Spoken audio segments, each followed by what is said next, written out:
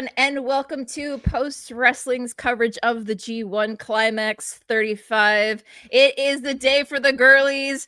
I'm your host, Karen Peterson, and joining me in a very rare semi-annual fashion is my friend Kate from Montreal. Kate, how are you doing today? I'm doing just fine, my dear. I'm very happy to be talking to you about something that does not involve like mental health issues or drug use or like people's careers coming off the rails for horrible reasons. Like this is the small mercy. Like the House of Torture is the worst thing we're gonna have to deal with today, which is considerably lighter fare than we normally have. Yes, we actually have like a kind of like a happy fun day, Sunday fun day brunch kind of thing going on today, as opposed to everybody get your crying towels ready. Maybe for the House of Torture matches, you probably get your crying towels ready. But we're here. We're on the final week of the G1.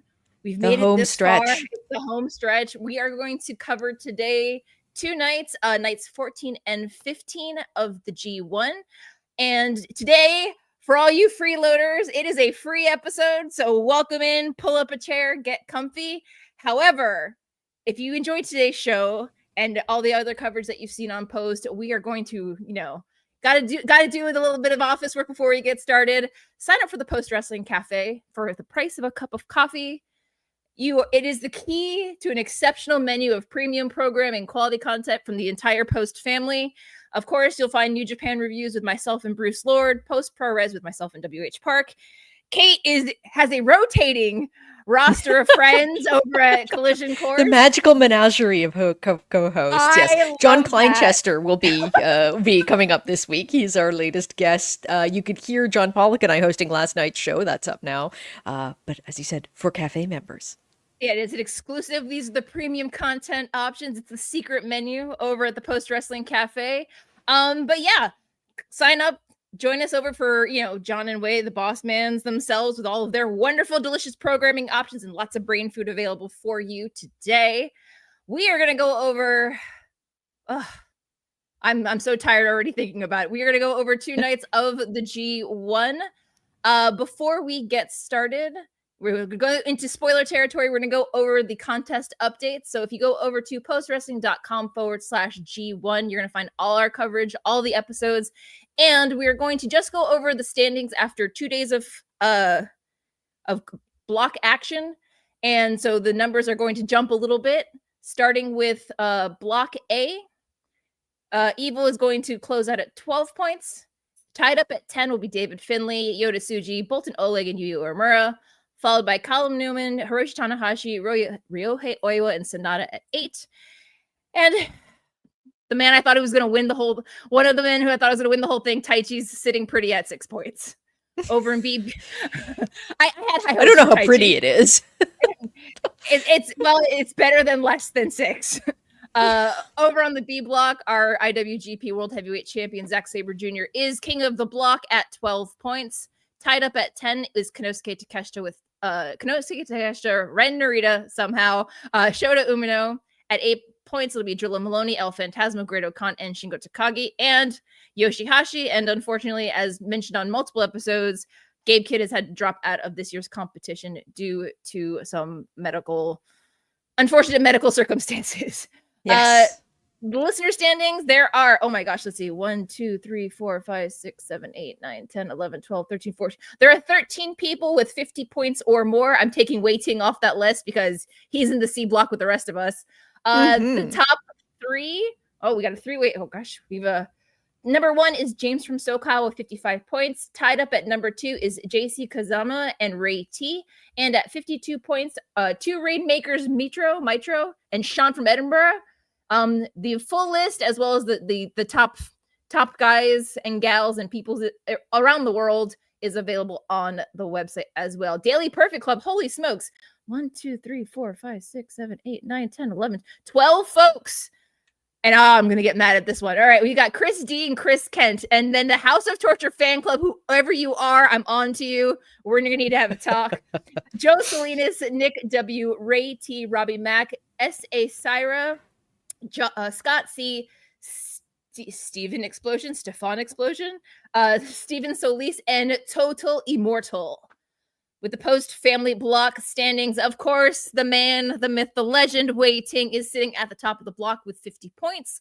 Tied up at second with 47 points, WH, Brad the Archivist, and John Pollock.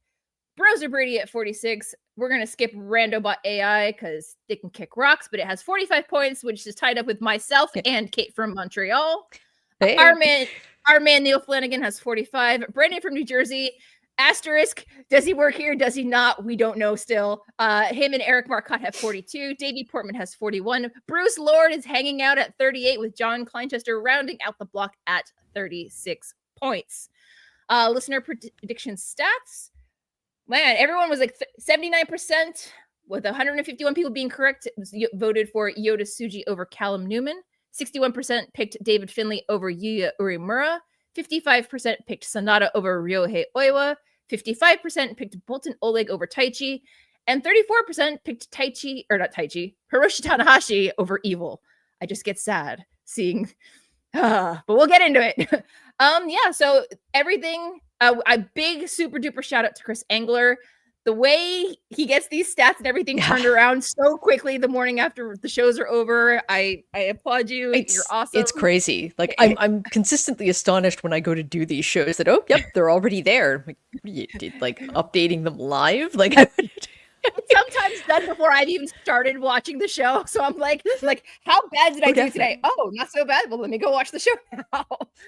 That being said, let's get into it. So we're going to start today's show. I'm going to allow Kate to do the play-by-play because she's far better at it than I am. I promise one day, gentle listener, I will get to that point, but today is not that day. Not tonight. Friday? Two nights ago. Friday. Yeah. Like, what day is it? It's Sunday. Yeah. Okay, so G1 Night 14, August 8th, is at the Yokohama Budokan in Kanagawa with the attendance of 2,448 people. It seems like a good number. Was there anything that stood out to you from the pre-show matches? We haven't been touching on them at all. I know. I've kind of been skipping over them because, again, I feel like sometimes the pre-show matches kind of telegraph which way the block batch is going to go, and I would rather just watch the block. Like, kind of. I know there's storytelling involved. But for the most part, I want to watch I don't want to rely too much on the storytelling. I want to see what they tell me in the ring as opposed to the build-up, if that makes sense. Well, and I was saying this last time, which is that the storytelling is just related to what's going to happen the next night. So it's not sort of building stuff long-term. Like anything that is going to happen further into the future is going to be decided in the ring. But one of the reasons I wanted to ask that was because as we're setting up for our first match, Walker Stewart just says, welcome for those who are tuning in just now, which is like, I had to double check. I'm like, is this the start of the block matches or did I just restart the whole thing? Like, no. They are just, we're kicking off the block matches, ELP versus YOSHI-HASHI, and Walker Stewart's like, hey, for everyone who's just tuning in right now, it's like, oh, good. So I'm glad to know that even New Japan employees know that the first part of these shows are strictly for the live crowds, and which is what they are. That's fine. This was just putting it right out there. Well, I also think the other thing is that, for us here on the US West Coast, East Coast, a 5:30 or 6 a.m. start time is like 4:30, 5 a.m. in the morning for us. So as much as I love New Japan, I can't wake up every weekend at 0:30 to watch these matches. I can't wake up any weekends. I'm more likely to catch them from the other side, like the way that I'm kind of a night owl, so like I'm more likely to just stay up and catch it that way. But not in this case. No, I'm not. Because then if I did that, I would have to stay awake through the entire for like all of these opening round matches, which are really not adding a whole lot to the experience. And what I want to see are the blocks. Now, Walker also mentions right off the top that ELP has never beaten YOSHI-HASHI. And so there is that sort of the tease. Will this be the time? And especially since YOSHI-HASHI has had this dynamic run thus far, or a great start to his G1, and there is one guy in the audience who just decided that he's going to try to lead an ELP chant, and good for you. Good for you. Bless your little heart. It's Bless your sort of little caught heart. on. Yes, allow me to just be obnoxious and patronizing. There was an attempt. Oh no, yeah. It was It did catch on a little. I will say that. Like an ELP remains, I think he is always popular with crowds, but I think maybe not so much as he was. He feels a little bit like he has cooled off from where he was like a couple years ago. And it's unfortunate because he is always very, very entertaining. But we get started off. Yoshi-Hashi's actually the first one to score a takedown, but ELP kips up. Yoshi-Hashi once again hits him with a back elbow, takes him down again. Both men are trying to do suplexes, but are frustrated in their efforts. So Yoshi-Hashi slides from the ring and he pulls ELP with him. ELP kicks him into the guardrails and hits a crossbody outside the ring. Tosses Yoshi-Hashi into the guardrail again, stomps his head, and goes to the top to go for a moonsault, but Yoshi-Hashi has moved and he comes down hard. You see him just kind of grab at his foot, and I'm going to go with he's just very good at selling this, because I actually did think that he'd injured his ankle on the way down, because he just like that landing, there were mats on the floor and they absorbed nothing. No. The mats are probably about like those like high school gym mats. They're probably like like 2 to 3 centimeters thick. They cushion nothing. Yeah, they're what I call is for insurance purposes protection. Like this is the minimum. Like the insurance company says that we can't just let you fall to your death on cement, so we're just gonna put this little like piece of foam. So that was our due diligence. That's a protective venue flooring more than anything else. we don't want the stain from your brain pan.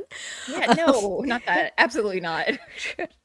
So Yoshi-Hashi hits some chops and attempts a splash. ELP hits a rebound crossbody and a cabrata to give us the first 2 count of the match. ELP calls for the brainbuster. Why do people call for moves? Because what happens? Yoshi-Hashi knows what's about to happen. He turns it into a suplex.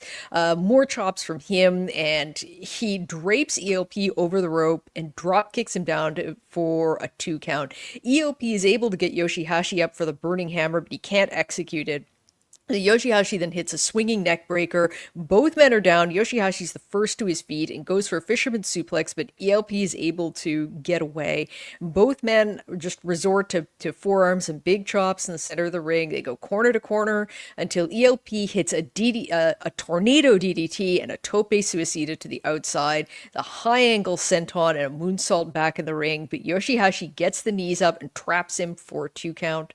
Dragon suplex from Yoshi-Hashi and a lariat that gets a longer 2 count, a kumagoroshi for another 2. Like, this is just near fall after near fall after near fall. Thrust kick to ELP, he at this point looks like he is unconscious, but is able to sort of fight out of a suplex attempt.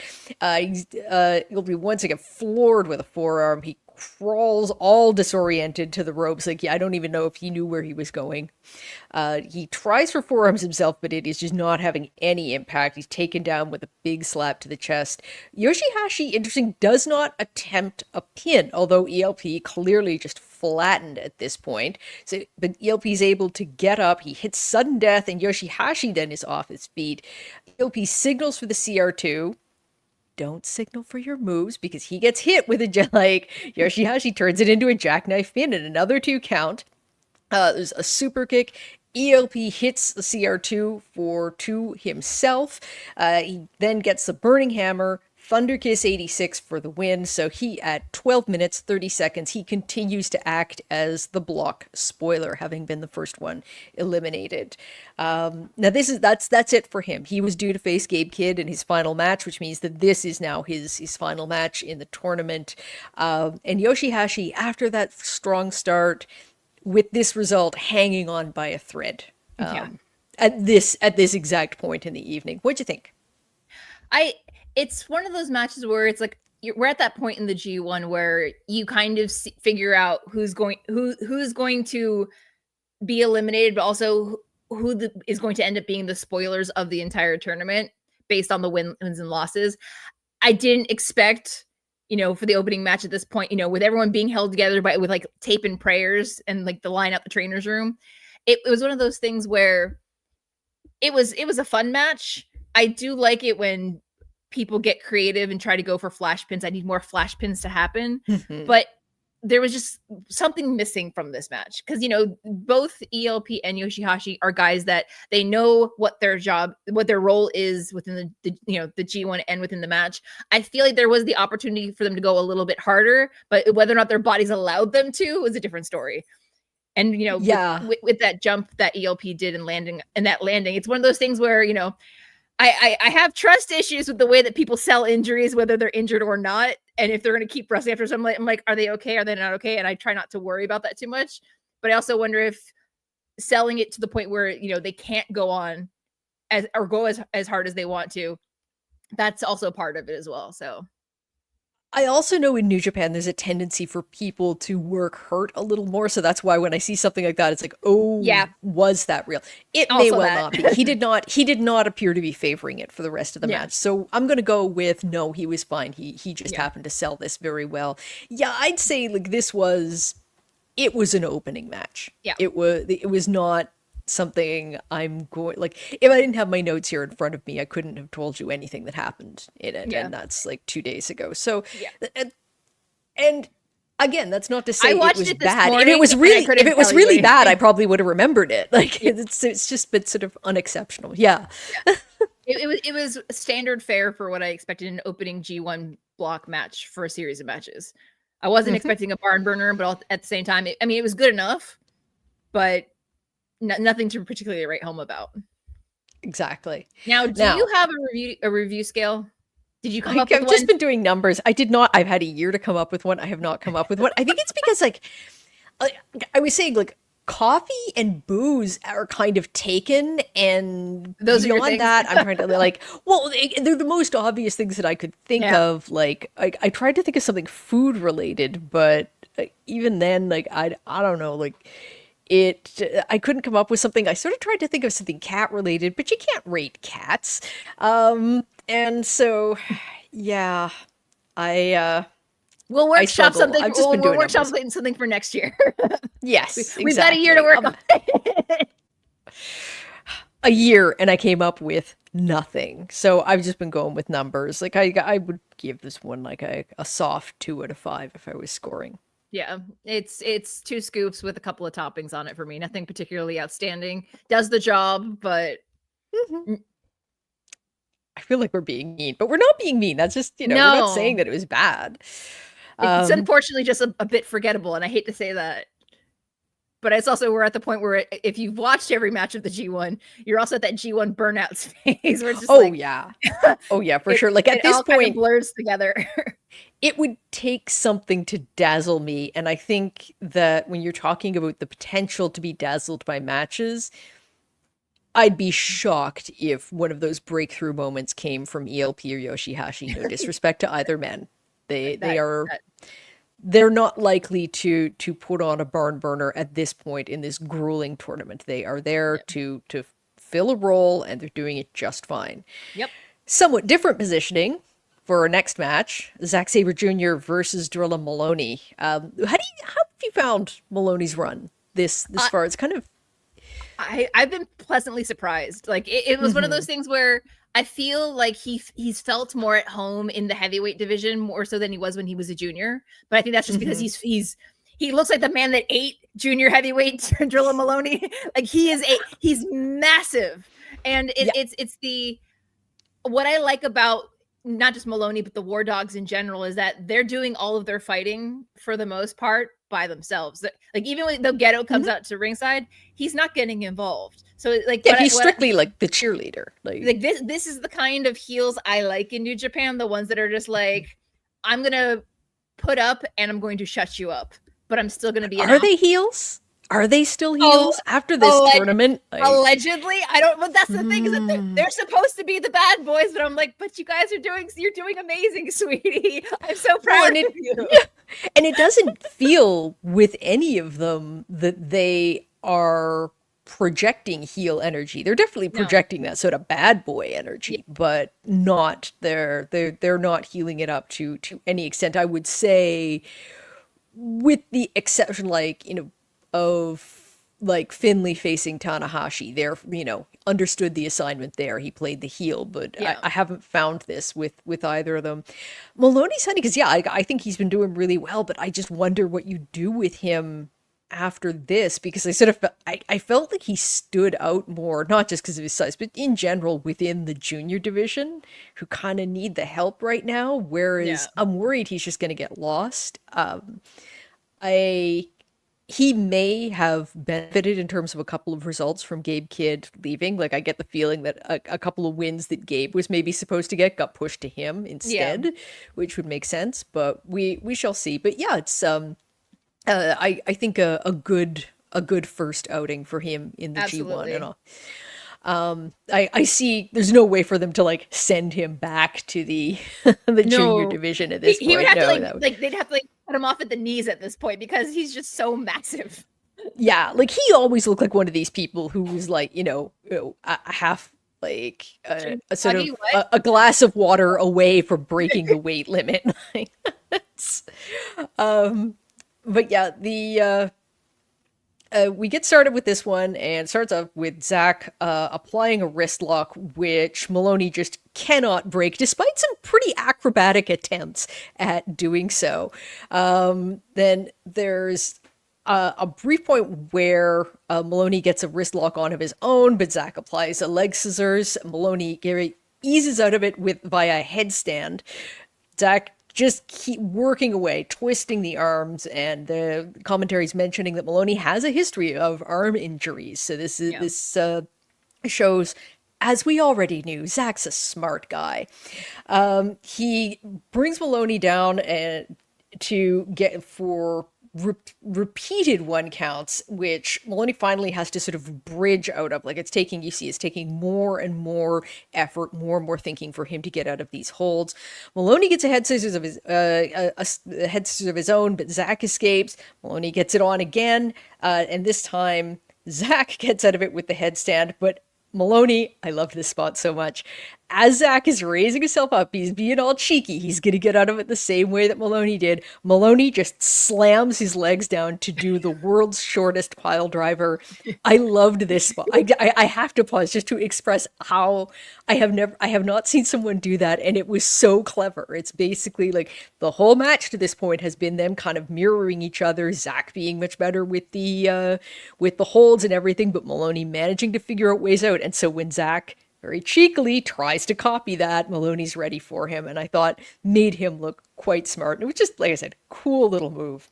It's one of those like the anything you can do, I can do better. Like it's a bit childish in that sense, but it was the is he not a this would make him a heel.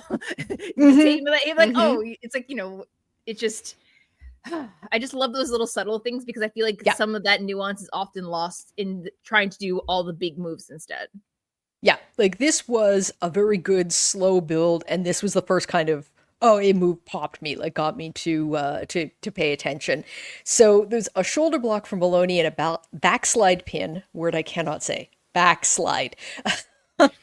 They trade very quick jackknife pins, and there's a big overhead arm drag as Zack slides to the outside. He is clearly a little bit shaken at this point and is trying to regroup. So he comes back, he hits uppercuts, but he's taken out by a hard forearm from Moloney, at which point the crowd kind of seems to be more with Drilla than with Zack, which surprised me a little. Like, they weren't massively with him, but there was a positive reaction that maybe I wasn't expecting given who he was up against. Drilla's hitting uppercuts. Zack goes for a Zack driver. Moloney escapes, but then Zack does the neck twist to stop Moloney's momentum. Grinds an elbow into his neck and twists it again so that Moloney's forced to slip under the ropes to recover.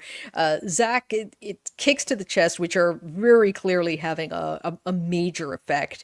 Moloney finally catches one of his legs and hits a German suplex that gives him a break, but neither man is in very good shape at this point.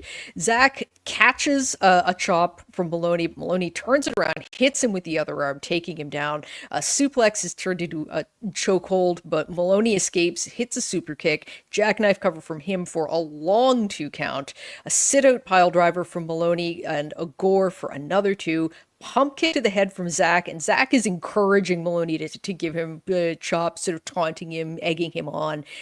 He responds himself with more uppercuts. It's a Zack driver for a 2 count, and he traps Drilla's arms, but Moloney's able to power up and almost is able to hit the Drilla killer. He catches a penalty kick instead when Zack is able to get away from him, lifts him up again, hits a power bomb, goes for the gore, but is then trapped by Zack, who has a triangle hold, and Moloney is trying to lift him to get out of this, like hoping to get the power bomb in, and they gave it a good long minute, but the previously injured arm is extended all the way, and he is forced to tap at 14 minutes and 1 second. And right after we were talking about heel versus babyface dynamics, there is the show of respect between the man afterwards, sort of. Yeah, I this is why I say I think the Bullet Club, the War Dogs are baby faces now to me. Yeah, that's one of the things I've enjoyed about seeing them in this tournament, is that when they have a match against somebody worthy or somebody who gives them a run for their money, they're being more forthcoming with the, giving credit where credit is due, and we will see that later on in night 2. But it's I like, this was a match I enjoyed. It was 14 minutes. It was really quick. I want more, but I also want to make sure everyone's at 100% when they do it, because I feel like they left a lot on the table, but we'll have to see. We'll have to see what happens in the coming months. But I noticed as Zack was leaving, he was telling him next time, and so yeah, you're holding out that promise there. I don't know what the next time will be, but for sure I want to see these two go at it again. I thought that they were pretty creative, and I felt like balanced each other really well. Yes. Like they were able to not only do their own strong spots, but they were pretty much able to match what the other could do. Like Moloney had some great technical sequences. Zack had the power behind him, so it balanced very well. What I also liked is that, they're both British wrestlers who started their careers in the UK, but this was their first meeting apparently. Yeah, and so they missed each other. They're like ships passing in the night the entire time. So. I am very excited to see where they're going, and yeah, but it's also one of those things. It's like if the War Dogs are going to be baby faces, can they still be considered War Dogs, or are they going to have to go through a rebrand at some point? I think they can still be War Dogs. Who doesn't love dogs? I mean, I don't trust anybody who doesn't like dogs. So exactly, come on, they're my dogs. They're my dogs for real, as their theme music says. Sorry, that sounded exceptionally Caucasian. I am what I am, and I don't even attempt these things. It's like, no, I couldn't possibly. I'm not cool. It's fine. Yeah. But this was a solid 3.5 scoops. I really enjoyed it. I wanted a little bit more, but yeah. Yep, I'll go to 3 on this one on my as yet unnamed scale. There's just like 3 objects out of 5 objects. We'll figure something out. It's a 3 out of 5. Or maybe, maybe I should just make up some random number. It's like, yeah, it's a 3.75 out of 7. We'll see. I don't know. I am a work in progress, always. Aren't we all? Okay. Into each night, a little house of torture must fall. And that's what we got next. Yep. I was sort of hopeful that Narita would be somewhat like the fact that he was sort of on his own in B block. I don't know. I'm saying this out loud. I thought it would be different. I say some stupid things. My God. If it's any consolation, I'm right there with you. Like literally, I had high hopes, and yet I should know better at this point. After 4.5 years of House of Torture, I should know better. Yeah. And yet, here we are. Yeah, like it still sort of boggles my mind. Like House of Torture are almost as old as AEW. Like, when I look about it, wow. AEW, they had their first show in May of 2019. Only hit TV in October 2019. Yeah, because House of Torture LA started 2020. during the New Japan Cup. What do you mean we're coming up on the 5th anniversary of House of Torture? Absolutely not. Stop that. It still seems like this sort of misguided experiment to me, but I have to say at this point, when does it end? It's locked in. I guess maybe because other factions are much more long-standing, so you do like compared to like Bullet Club overall, or some of these other groups, like it's fairly new, but we're talking half a decade of of House of Torture. Wow. I'm feeling every minute of it. So all of this, like going back to what I was thinking about Ren, I just keep hoping, like, they need a younger sort of king heel. And I was hoping when they moved Narita to House of Torture that they might be tweaking House of Torture and that they would have like him be this villain. But no, I don't know why I thought this. That is not the way. You and I are literally on the same page. And I don't know if it was on night 1 or night 2, but Walker Stewart touches upon it, how all of these very talented guys are squandering away in House of Torture. And I'm like, does he listen to the show? Does he know how much we moan? What is going on? And specifically, I know that I had said this before about Ren Narita, because he's sort of part of this crowd, like part of this younger generation with Uemura, with Tsuji, with now Oiwa, who's younger than him. Yeah, Umino, like all of these people. And the problem that I have with putting him in House of Torture is that he's not forced to do a lot of actual wrestling. And that will result in him not being on the level. Like, you can see it with Umino this year, how much stronger he's gotten just from having to work all the time. The opposite holds true. Narita will get weaker the longer he is going without having to wrestle a proper match, and he runs the risk of being the guy who gets lost in the shuffle with all of these new talents.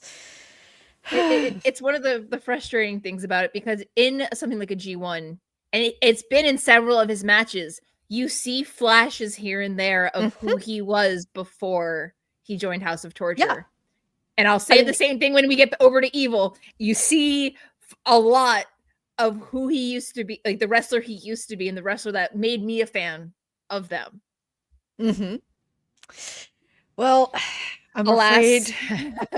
Alas, This one in particular, because we've been through this before. I'm a Shingo Takagi girl. I love him, and it's not even. House of Torture matches have gotten to the point where I don't even give a shit who wins or loses. I don't want to have to watch all of this stuff happening. I don't want to see like the very first thing. What happens right off the top? Shingo on the way to the ring is attacked by Yoshinobu Kanemaru. So off and running. Ren throws him into the ring post and rolls him into the ring, which means that we can start the match. It's not a match. You cannot have a House of Torture match start until after someone has received a beating. That's just how this works. Ren immediately throws Shingo right back to the outside into the guardrails. He pushes him back into the ring, stomps on his back, and gets a sort of weak-looking forearm for a 1 count. Shingo is now inviting him to hit him, and Ren obliges. Shingo's just feeding off the crowd, takes him down, an elbow drop and a senton from Shingo. He applies body scissors and a crossface, forcing Ren to the ropes. There's a kick. He kicks Ren in the gut until Ren distracts the ref, and Yoshinobu pulls Shingo to the outside to kick him. Ren gouges Shingo's eyes, walks him into the crowd, throws him into some chairs, smashes his knee between chairs, and Marty Asami is sort of standing in the ring, like, as useful to the proceedings as he usually is. And finally, it's sort of like, I'm not sure, I swear I saw him start to do a count. Like, which would be the normal thing that one does, as much as normal applies in these matches. But, like, so Ren goes back towards the ring, but Shingo's still trying to get up. Yoshinobu attacks him with a chair again. And at this point, the count just seems to have stopped. Like, they're just waiting for Shingo to get back there. So not quite sure what's going on there. But once they're back in the ring, there's sort of a I think they're trying to avoid an early count out on a match that was supposed to go nearly 20 minutes. They're like, oh, we got a whole lot more. Yeah, a whole lot more match left to do. We can't end it like this. Oh, can't we? Can we? I mean, you and I could, but alas, we are not referees of the IWGP Persuasion. Apparently not. Ren wraps Shingo's leg around the corner post and is doing just the bare minimum release when he's being told that his 5 count is up. He's working on the damaged knee until Shingo gets to the ropes, and again, he reapplies the hold almost immediately when forced by Marty Asami to break it off. Shingo sort of stops short, preventing Yoshinobu Kanemaru from tripping him up as he's moving between the ropes. Ren gets a chokehold on and goes to run at him, but is held in place by one of the young lions. Thank you so much. It is the one Bruce sort of Lord's favorite young lion. I believe it's his guy, Taiki Nagai. Yes, indeed. Who, yeah, I don't know. Like, is he possibly I'm wondering, is he going to be involved in some sort of Shingo-centered group? I mean, it seems that everyone's kind of looking for friends right now. They gave him a t-shirt. They gave him a t-shirt earlier on in the tournament. He's part of the unaffiliated. But he's still Exactly. He's got to do those young lion chores too, though. Indeed. So at this point, Shingo takes Ren to the outside, slams him into the guardrails, rolls him back in, but is delayed getting back in himself by Yoshinobu. Just pain in the ass, just right it over his face, that's who he is. These forearms and a lariat to take Narita down again, clothesline in the corner, and more forearms, suplex for 2, and Shingo is doing his powering up spot.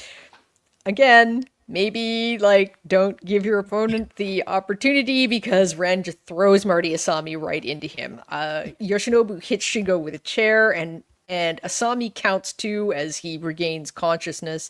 As a German suplex and a bridging pin from Ren for another 2. He then locks on a knee bar to that injured leg that he's been working on. At this point, at some point, Narita just got his nose broke. There is blood flowing out of him, and I have no idea where this came from. I went back and looked, and I still cannot pinpoint the spot. I have no idea. He got it. But for me, it reminds me of, if you want to go back to the post-pandemic New Japan resurgence in 2021, there was a New Japan strong taping the day after it, and Narita got his nose broken or busted open there too. And it's for me, when he gets his nose busted open or whatever, if he starts bleeding, I'm just this is where we get crazy.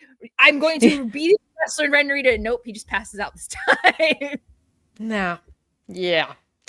So Shingo is finally, he's able finally to get to the ropes. He has a suplex blocked, but hits his twisting side suplex thing to take Narita down. The superplex by Shingo lands, but he's not able to attempt a pin, so he does his power-up spot again, and this time does not get hit with a ref. Made in Japan is blocked, and Ren escapes to apply another knee bar in a sort of modified figure 4. Shingo does roll to the ropes. Ren climbs up to do the guillotine, but misses. Shingo has gotten out of the way. Shingo hits a pop-up power bomb and goes for the sliding bomber. Ren kicks his knee, but Shingo recovers, hits the sliding bomber, and another from behind, gets a chokehold on, appears to get the win, but it's Yoshinobu ringing the bell, and there's chaos on the outside. Low blow, there's a low blow from Ren, but doesn't work, so Shingo responds with one of his own. It's the Made in Japan, but Yoshinobu pulls Marty Asami from the ring before the 3 count. Do refs not notice when they've been pulled out of the ring? How is that not an instant disqualification? If someone grabs my leg and drags me 4 feet, I'm going to notice that. I'm almost certain that under every circumstances, I would be aware that this was happening. Whatever happened to refs throwing people out? Why aren't we doing that anymore? Yeah. After the first time, maybe just...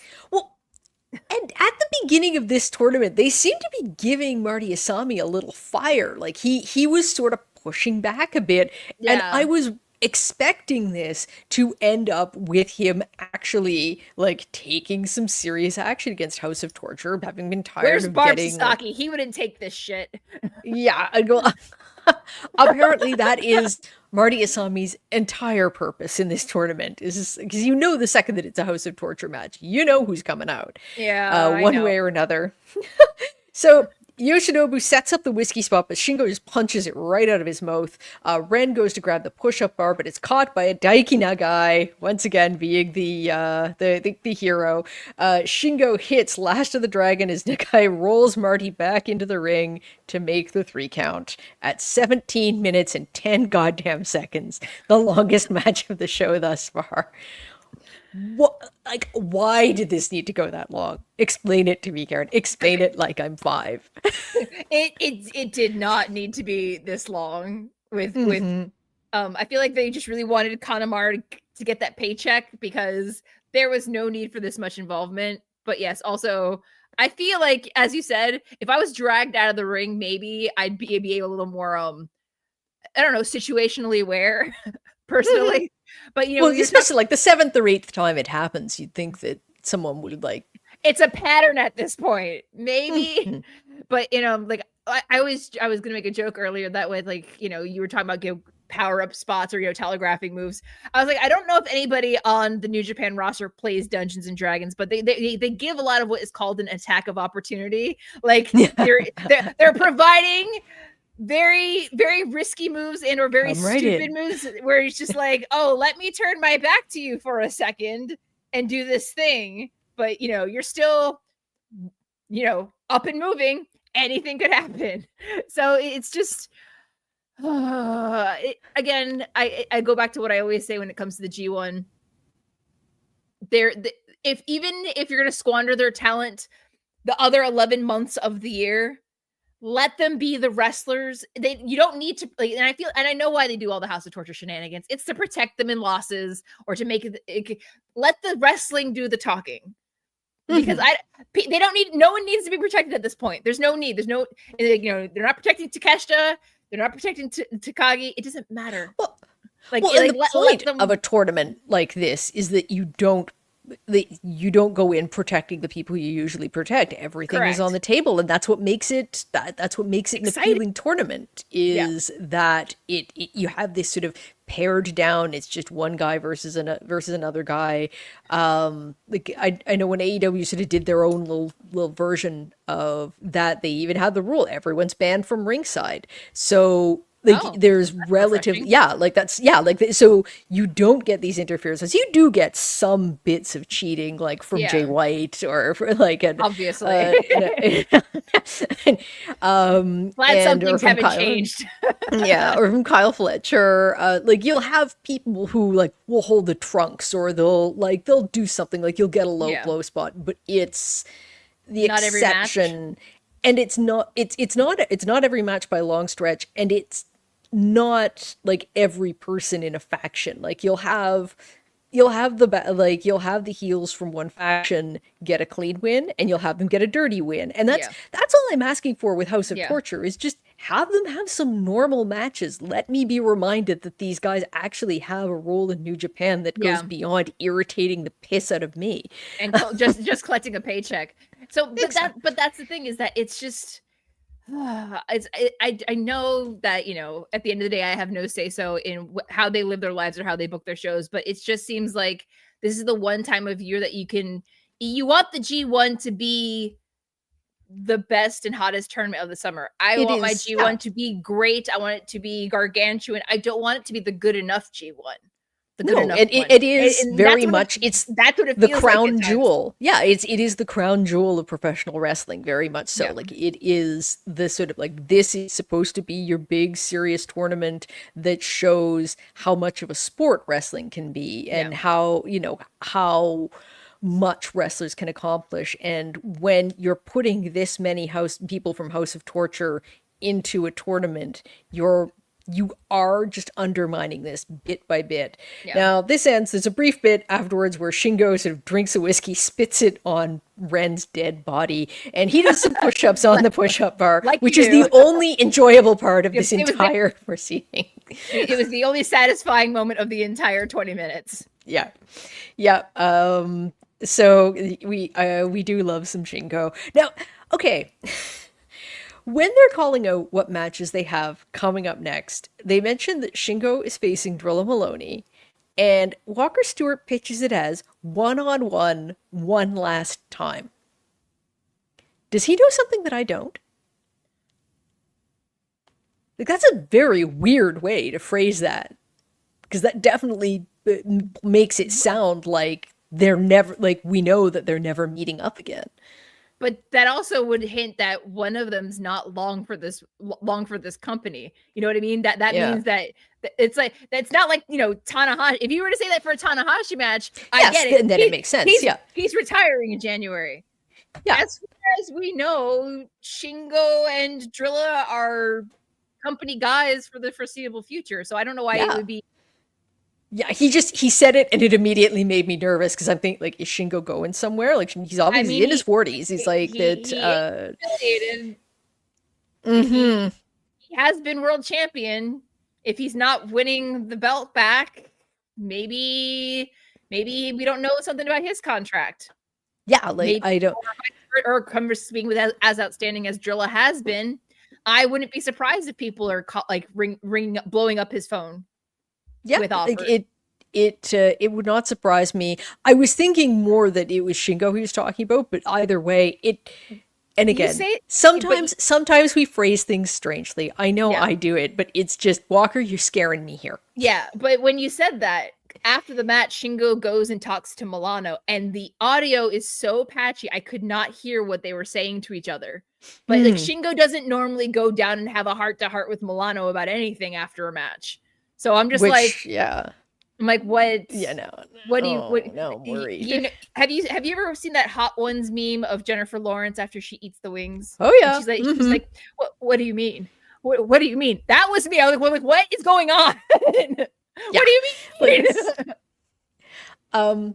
I guess I know they're not going to put the belt back on Shingo, even though I might want them to. But it makes me sad to think that, like, they could lose him from the company as well. And he's been such a pillar of the company, especially when he came in. Like, he was great as a junior, but once he got into the Never, it was just match after match after match, and that was what set him up to become world champion. It's just I don't want to think about a New Japan without Shingo Takagi just yet. No. I've already lost Naito and Okada, and I'm losing Tana. I'm not. We cannot keep taking these L's. No. We need to space these out more. I think the problem with Shingo is that any other promotion in Japan is going to have no problem making him the world champion. Correct. So it's if just can they we're starting from if they can afford him. Yeah, that's the other. Yeah, that is. So yeah, we're just Shingo. Don't abandon us, please. No, Walker Stewart. We need to have a talk. Yeah, exactly. Like, if this was just a weird way of phrasing it, you work on that. You're frightening us. Don't do that. So, moving on to our main event of day 14 of the G135, we have Konosuke Takeshita versus Shota Umino, which, not really surprised that this is taking the top spot. Shota, clearly one of their biggest projects. Correct. That is correct. I would say with mixed results. I do think that comparing his run this year to last year, you can see the improvements that he has made. I would agree that he's improved. I am a little bit sour that his reset did not involve a new look for the G1 other than a questionable hairstyle choice by his colorist. I mean, and I'm gonna say this, like, when he came back from excursion, he had the best hair. Bring back your post-excursion hair. It had highlights, it was full, it looked great. And also, don't wear a white hoodie with the hood pulled over and it being pointy in this social climate, yeah. please. Mhm. It sends the wrong optics. Yeah. Yeah, that's wow. Yeah, I hadn't even thought of that. They don't have any shows coming up in the American South, do they? Because that could just go horribly wrong. That is my concern. Well, I mean, Forbidden Although Doors it would in the facilitate UK. the heel turn that I want them to do with him. Like Yes, that's an instant heel turn right there. My God. Yeah, but that's not the kind of character we want in our New Japan Pro Wrestling. No. At any rate, so someone have a talk with him, please. Yes. Kindly. Shota, as I guess this is going to be our phrase for tonight, he's a work in progress. He is a work in progress. There's a very sort of cagey start to this one. Umino is able to sort of tie up Takeshita's legs at one point. They trade side headlocks. A shoulder tackle from Takeshita takes Shota down, and he dodges a drop kick and then just hits the Takeshita line pretty early on. A crossface, or guys kind of cross neck and neck breakers from Takeshita. He goes for another neck breaker, but Shota escapes and hits a well-placed drop kick to his knee. Charlton's talking about Takeshita's work schedule, and this was... I always like Chris Charlton, but this was just such a smart thing to include, where he was talking about how humiliated he was after the G1 last year. And so part of doing this schedule where he's fighting in AEW and New Japan and in DDT and going all over, what he said was a way of preparing himself to be in the G1 again, like to be able to do that schedule. I like that. I really Chris, well played. I thought this was a really good way of framing it. No, I get House of Torture very good way of it. Yeah, exactly. Charlton is one that he is really an expert at figuring out ways to sort of turn circumstance into story, and this is I wanted to pick up on this in particular because I thought it was a really smart way of doing it. But back to the action. There is an uppercut and a suplex in the corner from Umino, who is grabbing his head after the effects of the brainbuster that he took. Now, did you notice I didn't mention that there was a brainbuster hit because it wasn't hit tonight. It was hit the night before during this is why we watched the opening act, I guess. But after their tag match was over, Takeshita did hit Umino with one of his big brainbusters, and the story going into this is that Umino is still kind of shaking this off. So Takeshita beats him down, but Umino grabs his knee and tries to apply the STF, but Takeshita makes it to the ropes. Dragon screws from Umino, again working on that knee. The crowd's sort of Shota friendly at this point, more so than a number of other matches. He continues just to stomp on the knee, but Takeshita rises, and Umino tries to throw him from one corner to the other, but Takeshita just kind of has stumbles, and so Shota goes back to drop kick to the knee. When in doubt, you just go after this guy's knees. And I was saying this last night on Collision Court, I have a thing with knees. Knee spots make me tremendously uncomfortable. Yes. And in the last week, there were some knee spots on Collision last night. Last week, I had to watch Dustin Rhodes get stabbed in the knee with a screwdriver. I'm really kind of done with the knees. I'm thanks, Kyle Fletcher. So I don't know why. Stuff with the knees, it's like I can feel it. I just my skin's crawling even thinking about it. So this was not a good night for me. Mine's crawling now too. Okay. Oh, it's contagious.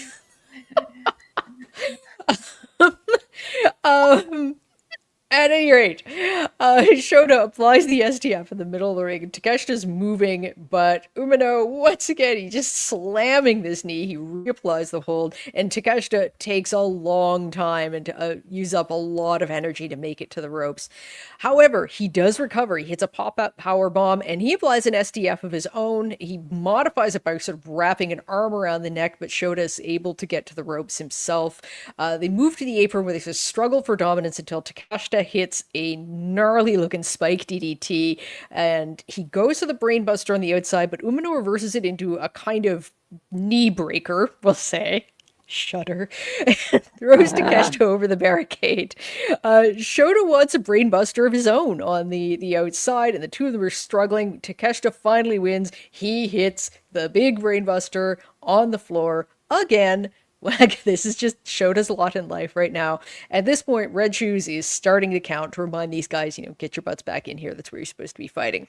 Takeshita makes it back before 10, but Shota, like, he does the big, like, he's struggling as we go through the teens, and, like, at 17, he's at the side of the ring, he collapses, and then gets up to make it in at, like, 19.5.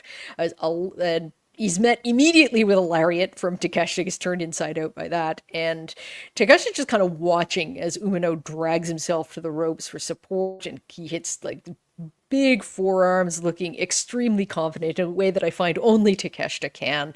It's elbow back, the elbow drops to the back of his neck, and Umo pulls himself up again. He gets hit again. And Takeshita he's being this wonderfully arrogant heel to the audience. He's mocking Umino as he tries to get up. And at one point, Red Shoes like legitimately looks less like a ref and more like, stop beating up on my son, dude. That's the interesting thing, because most of the wrestlers he calls by last name, but whenever he refs his son's matches, he calls Shota by his first name. And I'm like, are you a dad right now, or are you doing your job right now? Because you're kind of blurring the line on it. And that's always been my sticking point of Red Shoes refereeing Shota's matches, because I'm just like, at what point are you giving your son a longer lead than you would give other wrestlers? And at this point, because Takeshita wasn't holding him, he was hitting him, but Red Shoes, he lays hands on him, and for that, Takeshita gives him a big shove, like, so the Red Shoes sort of stumbles back.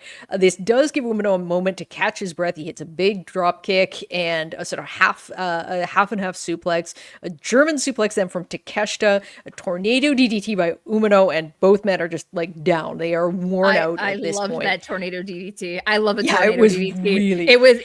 It was very big, and I love a very flashy tornado DDT. Shota does them very well too. Like, this is not the first time where I've remarked like that. It's unfortunately one of these moves where 20 years ago it's something that was like a really special thing. Now most people hit them sooner or later, but Umino's is especially pretty. It's one of the consistently pretty moves he has. Yes, exactly. And they go in, they're having this forearm battle, and Takeshita's just obviously getting frustrated that he cannot wear Umino down. Then they're just kind of knocking the tar out of each other till Takeshita hits a running kick and puts Umino up on the turnbuckle for a superplex. He goes back, climbs the rope again, but Shota catches him, hits a superplex of his own. They do dueling clotheslines. Umino hits a drop kick and the strike knee for 2, which is, I'm going back, like, this is, up to this point, there had been very few pin attempts. Like, this was, or at least there had been a very long break since the previous ones. This was just like action without anyone even being able to get to the point of, like, getting a serious threat to end the match. But this is, it gets a 2. Umino goes for Chaos Theory, but Takeshita gets the sleeper hold on, the chicken wing with the body scissors. Shota won't submit, and yes, again, you can hear Red Shoes asking Shota, like, calling him by that first name. Takeshita rolls him over and just tries a conventional pin and does get a 2 count. Blue Thunder Bomb for another 2. So we didn't have any near falls for a while. We're getting a lot of them now. Takeshita goes to the power knee strike, but Umino catches it and hits his heavy lariat, goes for Chaos Theory again, and the bastard driver from Takeshita, but Umino is able to get up, hit another lariat, and then yet another one for a long 2 count. A driver attempt is turned into a deadlift brainbuster from Takeshita, and but Umino sort of rolls him over, gets a very sneaky 2 count, finally is able to hit the second chapter. Shota Umino defeats Konosuke Takeshita in 25 minutes and 46 seconds. It was our main event, so I expected it to go long. I didn't want it to go long, but it did. I feel like when the second half of the match picked up and they started going very quickly, I wish that would have kicked in earlier in the match, because I felt my attention span waning right before they started getting the match moving, if that makes sense. Like, it was, I know that they were probably trying to work on of pacing themselves, but again, it's one of those things where I've noticed that depending on who his opponent is, will determine whether or not Umino has a standout match versus a a match. He is deeply affected by who he's fighting, and at this point I think Takeshita could have a minimum 4-star match with just about anyone at this. Yes.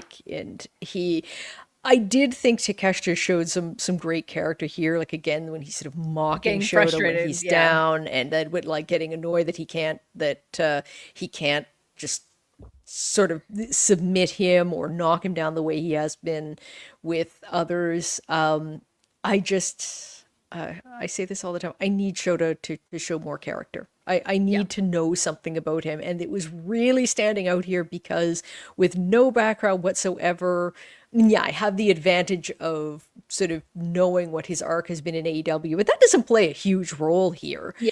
And I was able to see Takeshita's character so clearly, and I just could not get that from Shota. And I'm like, you're here all the time. You live here. This is your home promotion. Yeah. You're fresh. This guy, Takeshita, is that he's not here all the time. Yeah, so, like you're dealing with a guy. Yeah, like he is coming off as the more interesting character, and you're one of 3 as far as he's concerned. So I mean, this was, to me, this like easily the best match of the night, but could have been 6 minutes shorter. And at this point, I feel like I should be grading Takeshita matches on a curve. Like like he's that good. Like I feel that, if I'm looking at like Shingo Takagi versus Ren Narita, and so to like it doesn't even feel like I'm talking about the same thing. Yeah. I have Takeshita winning the whole thing, and now I'm just like, I'm not so sure. I don't know if I think he's out at this point, but at the same time, or I'm just like, he could be guaranteed to, like very much like your Shingos and your Gotos. It's very hard to have him be in a bad match. He's a very reliable, very consistent wrestler, which is one of the reasons why I love seeing him in New Japan. And I've been like begging and pleading for him to be in New Japan. So it's just. Well, I'm curious to know, with these hybrid contracts that more and more wrestlers seem to be doing, and he was the first one to do it. I have to think that guarantees a minimum level of access. And unlike the sort of what I would say the failed experiment with Moxley, when they put a title on Takeshita, he was there. He was defending it. Like he had like a half dozen defenses of that belt. So I'm wondering, like, how much can they guarantee that he's going to be there? Like, what's the I'd kind of like to know what the nitty gritty of these dual contracts or triple contracts are. Like, because for it to have any weight, there can't be one partner who can like just determine when these guys are available. So we'll see. And this is the second year in a row they've had him for a month at a stretch, and so they're clearly like they can access him. Can they access him enough to justify having him win the G1 or putting the big belt on him at some point? My concern about that was that, like, I have him picked to win the G1, but I'm just like, I don't know if they would eventually pull the trigger on him becoming world champion until he signs a more exclusive contract, or they can guarantee that he'll be, if he were to shoulder the top championship, he'd have to be more available for a certain amount of time to do to work the small towns, to work the small shows, to do the Korakuen halls. Yeah. And I don't know how willing his other obligations are to permit that for any extended period of time. I think the thing is, you have to plan around it. Now, they've managed now twice with him for the G1, but if they want to put him in the world title picture, it's going to be longer than that, and it's going to be at different times of the year. So it requires a level of sophistication with your planning, and we'll see. Like, I don't know what they have planned for him in AEW. They are teasing things. Like, it's not as if he was unimportant. It's not as if he was never featuring there before he went, but we'll see. Have there been murmurings about his if he's gonna be on Forbidden Door yet, or they haven't announced anything yet for him? They haven't announced anything yet. I think they're holding off really saying much of what's going to happen with New Japan Until after the because I think they G1. want after the G1. This is this scheduling is a very good argument never to have Forbidden Door at this time of the year again, because it's I think I saw something they were having a number one contenders for match for a 4-way for yes. Zack's for championship to face Zack. I sort of think that the original plan was for Ospreay to face Zack. He is out injured. I don't know that he's going to be that he's going to be able to be back for that. I was wondering if they were going to do Ospreay Zack again. Yeah, I think putting that in the O2 like that would be a certain draw. But this is once again the Forbidden Door curse is in full effect. Yeah. I was hoping, if you listened to Collision Course, you heard me say this already last night, so forgive me, I'm going to say it again. I was hoping they'd actually just go to Zack versus Takeshita at Forbidden Door. Like, it's right there. And that gives you something. You can build the story up now. Yeah, exactly. Like, that's... they are not going to go do that way. I think Zack will be facing another Englishman, is the way I'll put it. Do they have any other Englishmen? Because I guess... Gabe Kidd's out right now. It's not Nigel McGuinness. Oh. He's in the 4-way to face Zack, and my guess is that that's who we're getting. Okay.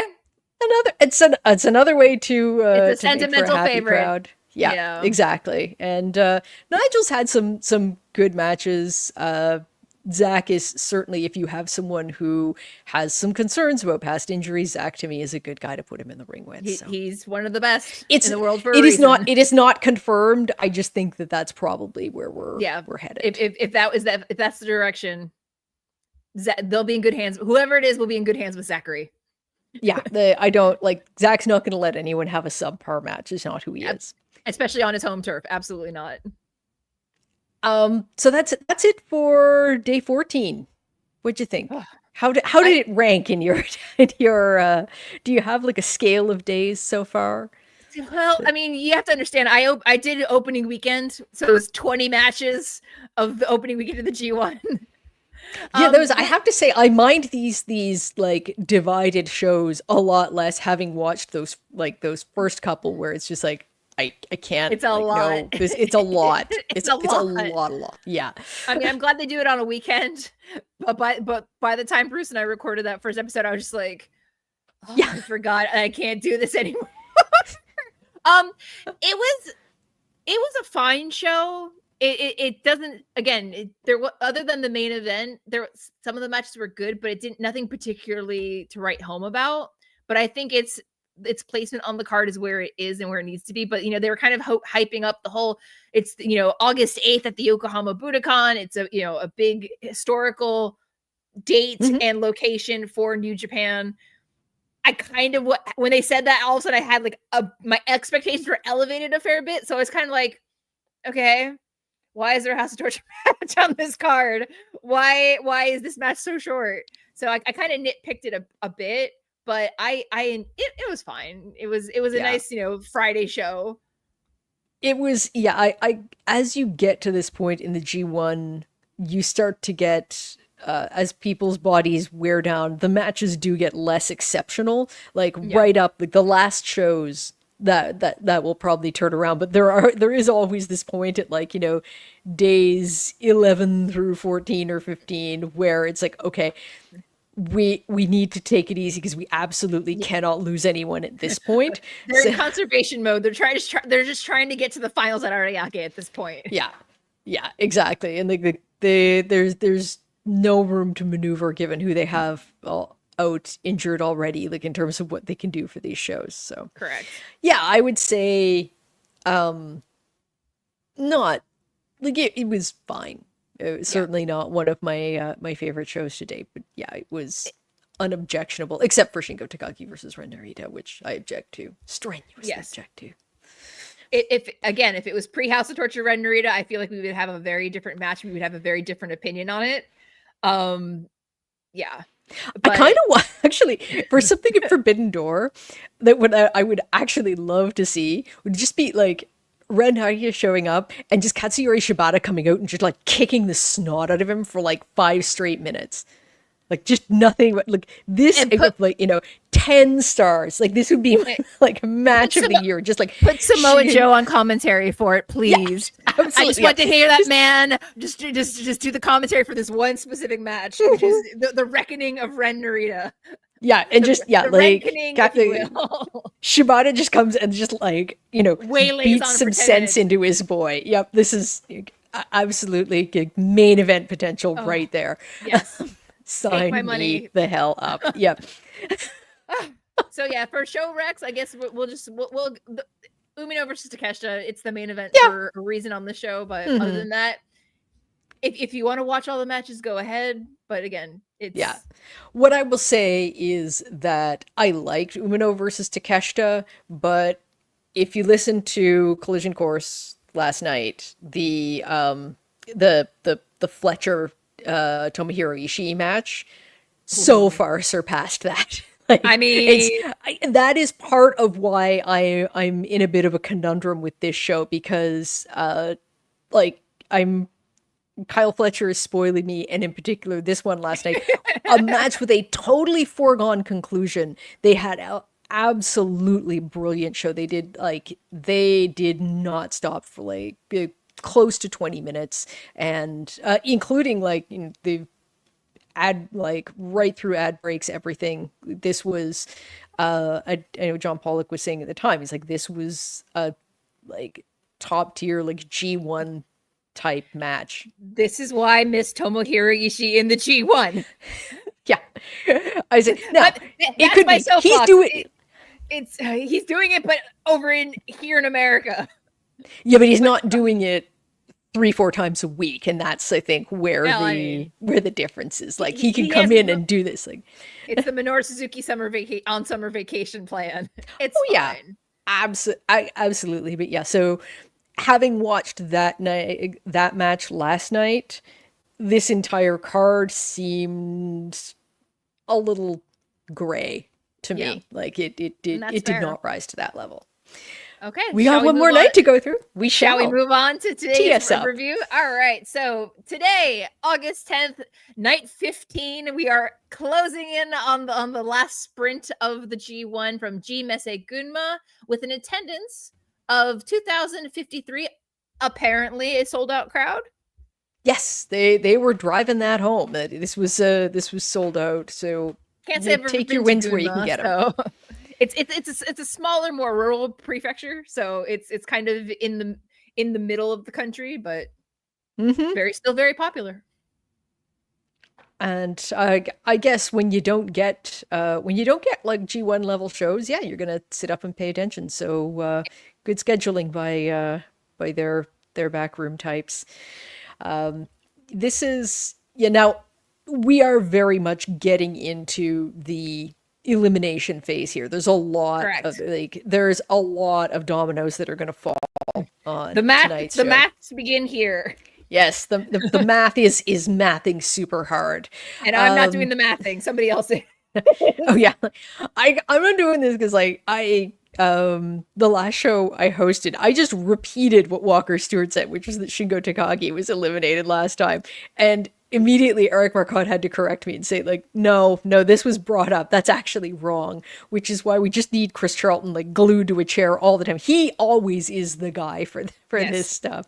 But I'm going to go with what they said on the show tonight. I have not checked, but they did seem to be being extra special cautious. I think they might have heard something about that bad call themselves, because they were throwing back to Tokyo for all the math confirmations before announcing anything. It was very much like, we need to check with our special accounting team. But starting us off for the evening, we have Taichi versus Boltin Oleg, and they got off to kind of a slow start until there's sort of a battle of kicks from Taichi and sort of forearm shoves from Oleg. Taichi hits a pump kick, which takes Oleg down. They're both fighting to hit suplexes. You see Taichi breaking out some of his sumo style. It's an overhead arm drag from Boltin that shifts the momentum. He does the gut wrench spot and the fall away slam, which the crowd applauds. I think I said this last time I was doing one of these shows. I don't need to see that one every match. I like it, but it's just one of those spots where yeah, like you could even hear the reaction for it isn't as much as it was the first few times he'd hit it. Yeah. Moving along. Boltin hits a tilt whirl backbreaker and he holds on to Taichi around the chest. He's just slamming him down and keeping up that pressure on the ribs, which Taichi's doing a wonderful job of selling. Taichi recovers a bit, but is taken down by a big kick and is slammed again. Boltin goes for the Boltin bomb, but Taichi's able to move out of the way, and he blocks a Boltin forearm with a kick, takes Oleg down with an enziguri, and off come the pants. Yes, I'm very glad that he got to do this himself, because in the previous show that I was hosting, this was done for him. Callum Newman, evil little bastard. We appreciate consensual pants removing in matches. Always ask for permission before stripping a man's pants off. Mm-hmm. You wouldn't think that in 2025 you'd have to say this, but apparently we do. You do. Oleg hits a splash in the corner, and he goes to kamikaze but misses. Taichi hits another enziguri to the back and the dangerous driver. He tries a clothesline, which just absolutely Oleg standing like no. They sort of do dueling clotheslines in the middle of the ring, which takes Taichi off his feet again. But against the run of play, we shall say Taichi hits another enziguri, the axe bomber, and gets a 2 count. Drop kick from Oleg takes Taichi down once again, though. He tries the kamikaze, which is blocked. He tries for a thrust kick, but it's caught, and Oleg hits, I guess, what they call a short-range kamikaze, which actually looks pretty cool. But Taichi gets up, he hits a thrust kick, he lands a thrust kick this time, and a back elbow, forearm, roundhouse kick, and all of that adds up to a 2 count. Both men are slow getting to their feet. Boltin gets Taichi up on the shoulders, but Taichi keeps chopping away at him. Boltin powers up again and hits the verdict. Yes, it's called the verdict. I kept calling it the F5, which is this is going to make me crazy, like trying to remember everyone's name for this move. It's the verdict. Fine. He goes to the kamikaze. Taichi gets sort of a schoolboy roll up, and he gets a 2 count. Old school Taichi coming out. He pokes him in the eyes. It's a jackknife cover for another 2. Oleg escapes the Black Mephisto, and it's a giant powerbomb for a 2 count of his own. Nails the kamikaze, and finally, Boltin Oleg defeats Taichi with one of Taichi's shoulders appearing to be curled right off the mat. Still counts. The ref counted 3. Mm-hmm. Oh, who knows? It might play into a storyline future down the road, but it might. And Oleg, though, good guy, though he's sort of become like the sort of good strong boy of New Japan. He helps Taichi to his feet, and I'm used to watching American shows. I'm like, which one of them is gonna kick the other in the groin? But they didn't. It was a nice show of respect. Sportsmanship. We have it from time to time here. It was I enjoyed the match. It was one of those things where I was pleasantly surprised by how far they let Oleg get in this year's tournament. Mm-hmm. And I again, Taichi's a sentimental favorite, especially after sitting out last year's tournament. But again, he knew the assignment, he knew what he had to do, and he's doing what a lot of other veterans should be doing, which is putting over the younger talent. And I will scream this until the cows come home. Taichi, he had a good tournament. Did we, in my heart of hearts, did I want him to win? Yeah. Was he ever going to win? Probably not. But yeah, it was a good match. It was, I give them a banana split just because they've both worked very hard this year. Yeah, I'd go with 2.5 with this one out of the nameless scale. Like, I'm just gonna start spitting out numbers. Like when someone will be like 13, -1.8. And so we'll see 2.5 of this one, you can just compare to the other numbers that I've yelled out at different times. I look forward to your rating for this next match.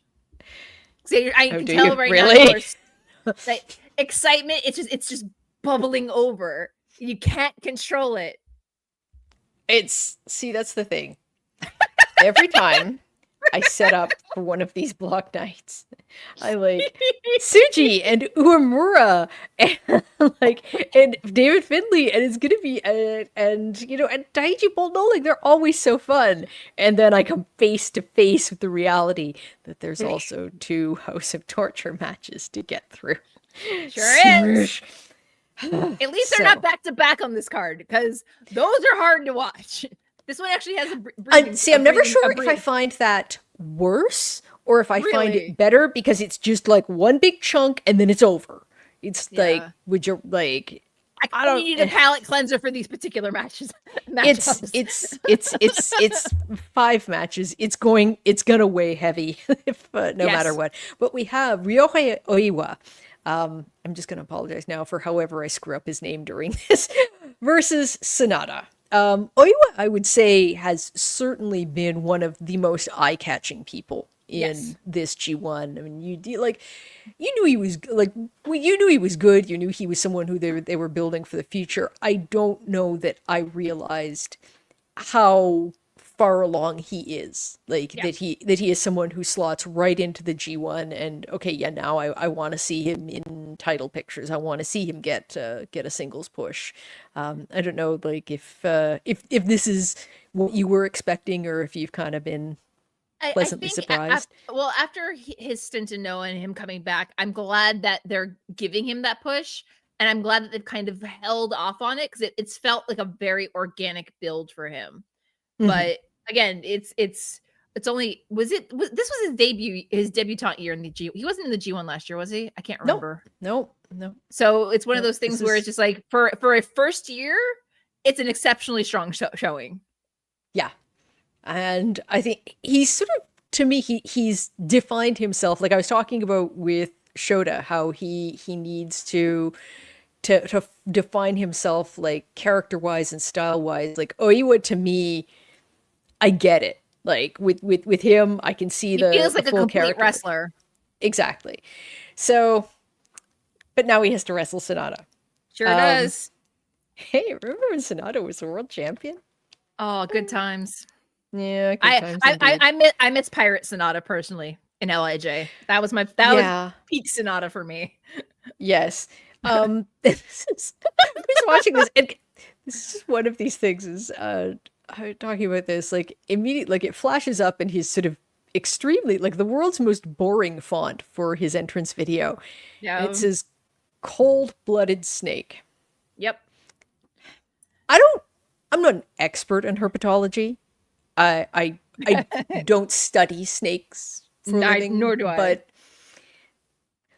are there snakes that aren't cold-blooded? Because I've never heard of one. Like, yes, by definition, if you are a snake, you are cold-blooded. They go together.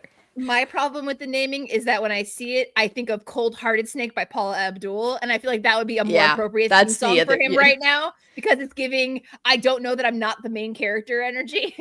Yeah. Like, I'm supposed to be a bad guy, but check out my hip fun theme song. Well, in New Japan Fashion Week, or Fashion Month, tonight's outfit, we have I guess someone stapled together a leather bomber jacket with these sort of sateen coattails, and he's paired these with insectoid sunglasses. Sort of. He should have just kept the stereo himbo look. That's the best heel House of Torture, a heel Bullet Club era SANADA outfit. That's the one. All of these other ones are not it. I will say that the only bit of House of Torture that I look forward to in this is seeing what SANADA is going to come out to wear. His sartorial choices. Yeah. I think the issue for me is that it very much is something that Seth Rollins did years ago now in WWE. He has those boots.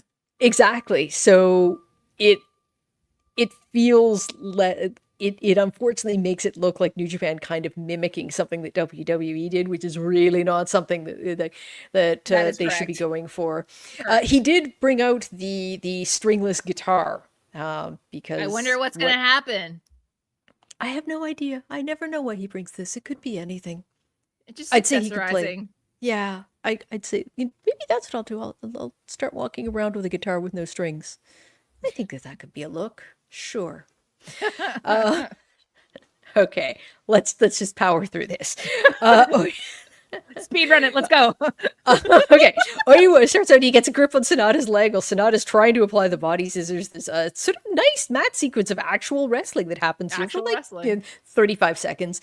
Shoulder block and a scoop slam and a drop kick from Oiwa. He applies a headlock, but Sanada fights out only to get hip tossed and end up in another side headlock. This is going to become the story for the next little while, is Sanada trying to manipulate his way out and Oiwa just being too strong, like applying just the headlock of certain death. Sanada does manage to get away long enough. He goes for like a springboard and tries for a set, but he misses that. He tries for a side headlock of his own, which just immediately caught in Oiwa's grip again. It's not he's able to get away, hits a drop kick to the knees and pulls the ropes as Oiwa runs at him, so that Oiwa goes crashing to the outside. Sanada goes for his own special version of the plancha, one of the only vestiges of formerly good and entertaining Sanada. But Oiwa gets out of the way. He and applies, you'll never guess this, a headlock! And he shoves Sanada into the ring post. Sanada is able to hit a suplex onto the apron, which gives him a moment to sort of contemplate his aching neck. He hangs Oiwa off the apron and DDTs him onto the floor, throws him back in the ring, and hits a draping neck breaker. Sets up for skull end, but Oiwa powers out and hits a vertical suplex. A splash from Oiwa gets him a 2 count. He goes for another splash, but misses from the top turnbuckle. Sanada tries a moonsault, but Oiwa gets the knees up, and at this point, both men are kind of like struggling to get back on their feet. Sanada hits a nasty-looking moonsault, but once again, Oiwa captures him and applies a sleeper. I think they knew where this was supposed to end up. The way they got to it was exceptionally inelegant. Correct. It was ambitious. Oiwa hits a German suplex and gets a 2 count for that, but he maintains his grip even when Sanada kicks out. But Sanada is finally able to get free. Well, he lands on his feet after another German suplex attempt, hits a shining wizard to the back of Oiwa's head, and something which I'm going to say about halfway between a shining wizard and a leg lariat. And we'll just leave it at that. Leg met head. It was a creative use of leg. Yes, exactly. And now let the games begin. He throws Oiwa into Marty Asami and sort of mule kicks him in the groin during the distraction. Goes for the guitar and swings it, but Oiwa is able to grab him and apply a sleeper hold. Sanada takes out Asami again because once is never enough. And Asami just doesn't you're not going to do anything. You might as well keep hitting him. I hope he's getting hazard pay. Sanada mixes things up by doing the Eddie Guerrero spot. He tosses the guitar to Oiwa and drops to the mat, pretending that he's been hit. And Asami is confused by this because, not a shocking scratch on that guitar. No, but clearly this, it's not like Sanada's ever hit anyone with a guitar, so it must have been Oiwa that did this. Anyway, Sanada shoves Oiwa into him again. This time takes a guitar, smashes it over Oiwa's head. Walker, my commentary line of the night says, "This is unreasonable." Walker, my dear sweet summer child, we passed unreasonable in March of 2020. That is this correct. Is so far beyond unreasonable. It's criminal at this point. Yeah. Marty Asami regains consciousness just in time to make the 3 count. Sanada defeats Ryohei Oiwa, which means that both men are eliminated themselves, and this also takes out Callum Newman, all in 10 minutes and 22 seconds. That felt like barely more than 25 minutes. Yeah. It's remember the times when Okada and SANADA used to go 30 minutes and it didn't feel like 30 minutes? Mm-hmm. I felt every minute of this very short match. And it made me very sad. It made me I'm very, thinking very of like sad. SANADA like breaking down after that match with Okada, where it's like he came so close, and like of course the SANADA, the emotionless one, just sort of breaking afterwards. Yes. It's a great moment. Now it's just when I used to be a flight attendant, when whether you were having a good day or a bad day, somebody asked you how you're doing, you just say, I'm living the dream. Even if you have the dead eyes, I'm living the dream. And I feel like that's the stage of the guys in House of Torture. Mm-hmm. They're living the dream. They're being professional wrestlers, but whether or not they are creatively and professionally fulfilled is beyond that point. At this point, they just, it's the job stability aspect. Like at some point, one of these guys is going to leave and they're going to do interviews, and that's going to be really interesting to me. Like the thing when it's not, the Japanese wrestlers are probably not going to say anything. They don't have that unless it's a foreign wrestler that has the inside knowledge. I like a lot of them will just keep it. They will take that to the grave, as it were, or they'll write a book and make a whole lot of money. Yeah, and the book will be mistranslated and take it out of context. Like, it's bound to happen. At any rate, so that was the match that happened. Yep, and as a result, we've got a very cranky Callum Newman coming. Yeah, like Callum Newman walks out. He is facing Yota Tsuji, and he walks out looking like someone who just found out that he's been eliminated from the tournament. It's like the fighting spirit is gone. It's just like he's introduced some edge in the last couple of matches, like the Taichi's pants incident, which we've already discussed. But yeah, whatever he looked like before he walked through that curtain, clearly someone communicated to him that like, oh yeah, that match that you had nothing to do with, that sort of debacle that we just watched for the last 10 minutes, that puts you out too, sweetie. See, I wish that in that case they would have flip-flopped these matches and let him have his match first, because it's more of he could have ran out and beat down SANADA afterwards for eliminating him. Now it's just like, oh, I gotta go to work, or just for fun. It's the I'm living the dream. Yeah, that's where we're at with him. Yota Tsuji, on the other hand, like he's golden. Like the odds that he gets eliminated are next to nothing at this point, just because of the advantages he holds with tiebreakers. So he's walking out, not a care in the world, the customary smile. Callum is already getting kind of capricious. He tries on Tsuji's hat, he threatens to stomp it, but then hands it back, or just shoves Tsuji's chest. Tsuji, untroubled. He's living the dream. He's very unbothered by everything. Yeah, exactly. Get moisturized, unbothered. I'm so glad you know that reference. Am I unbothered? I am unbothered. Exactly. So, understandably, given their two positions, Callum's super aggressive off the top, just trying to blow off some steam. He's hitting lots of punches. He throws Tsuji to the outside, goes for a plancha, and Tsuji just nails him out of midair, like he was shot. And then for bonus effect, suplexes him onto the floor. They go into the crowd, where Tsuji just launches Newman into some chairs.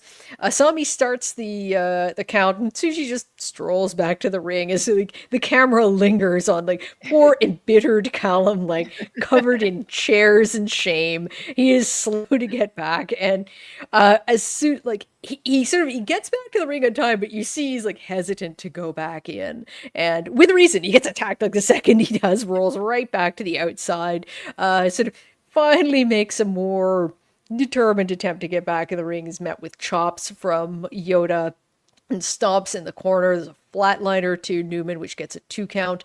Tsuji applies a chokehold and then just like drives his knee into Callum's back. So Callum, who's already sort of got this tapestry of kinesio tape on his back, is struggling to stand up, but he's not going to give in. This is not. He is eliminated from the tournament, but damn it, he still has his pride. So he kicks Yota in the gut, lands a big forearm to take him off his feet, but this is like more of a chance for Callum to catch his breath than anything. He hits a running boot in the corner and the penalty kick.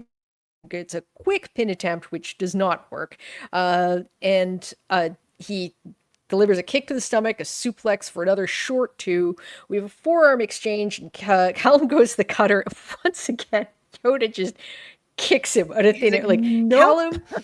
Callum is going to be having like traumatic flashbacks every time he sort of just jumps even like a couple of inches in the air after this match, because like he just got he can't catch a break with a neck. He's just like nothing's going right for him. So yeah, Yota just like kicks him out of the air, stomps on his head, slam, curb stomp for 2, and then like I say for 2. This kind of looked like Callum might have had a spasm. And that lifted one of his shoulders off the mat, because this was the weakest kick out you will ever see. Newman, like, he sort of Yota goes for the Gene Buster. Newman jumps over it, and I'm not sure. Okay, I'm not sure if he meant to actually jump all the way over Yota, or if he meant to do what happened, which is he got partway over him, but then the feet ended up coming down on Yota's back. This was kind of cool, but it didn't look like this was necessarily on purpose. So I think it was a happy accident, but because I feel like he may have overshot it, but managed to get his toes in the right place before landing. Yeah, exactly. Like, so whatever was intended here did look pretty cool, and it did finally mean that he got some offense in on Yota's back. He goes for the cutter again. I'm not quite sure why. That attempt is blocked. He does hit a Spanish fly, and this, almost went very wrong. Bad. Like you saw when they did the flip, Yota's hair, like, easily, you saw like just the top of his head brushing the mat. Like, they barely cleared this. His head turning. I was like, no. Like, I for my sanity, I watched it back to make sure I saw what I saw, and I was just like, I've seen them both do Spanish flies in the past, but I don't know if it's just, again, the tournament catching up with them, but I'm glad they cleared it. Yeah. But I don't want them to do another one for quite some time after this. No. I think that this deep into the G1, it might not be the best idea to go attempting moves like a Spanish fly, especially when you're attempting it on someone who has a good few inches on you height-wise. Is always, it does work better when it's a taller person doing it on a shorter person, and Yota is like, Yoda's the taller person here, so you're relying on him to be able to tuck, and when your body's tired, you're just not getting that same level of clearance. So they landed the move, and there was a 2 count, but I think whatever's happened during the 2 count, I was just like, he's alive, right? Yeah, everyone's good? Okay. There was the collective sigh of relief that went with it. It was like, I had to pause and be like, they're okay. Yes, everyone's alive. And then hit play again. Everyone's alive. And this is what I'm looking at this going like, oh God, I did just say that I was really happy to be able to be doing like more of a happy show with Karen, that we wouldn't be in like, so please, no traumatic injuries. And spoiler alert, there were none. Not for lack of trying. Thank God. Newman climbs the ropes and goes for a stomp. He misses. He does block the Gene Blaster. It hits a big kick. He goes back up to the ropes, and this time he does hit the double stomp exactly as how he intends to, but he is slow to cover, and that means that he only gets a 2 count. There's a sort of short Gene Blaster, like a short angle Gene Blaster from Tsuji, but Callum gets to the ropes to break the count. This is the second time when Tsuji has hit the Gene Blaster that I've seen in the last couple of days, but he's accidentally knocked his opponent too close to the ropes, and they've been able to escape that way. Yeah. So watch your positioning, Yota. A massive running knee in the corner from Tsuji, a curb stomp from the top rope, which always, I like that move. It's so just efficiently brutal. He waits for Newman to. He waits for Newman to get up. Like, rather than just going with the pin, he wants to hit him with the Gene Blast. But Newman can't even stay upright long enough for Yota to do the run-up. So Yota just hits another curb stomp and the 17 crosses for to Newman and gets the pin at 11 minutes and 17 seconds. I feel like the tournament has taken its toll on Callum Newman. And it's a good experience for him, but when I see that much kinesio tape on someone's back, I'm like, you need to just like go soak in a hot spring for like a week and like not do anything. I'm glad they're having him. Yeah, I'm glad they're having him do 11-minute matches and not 17-minute matches, because I think if they were stretching it out more than this, someone's going to get hurt. And I think that he's done very well. Yeah, he's had a great tournament.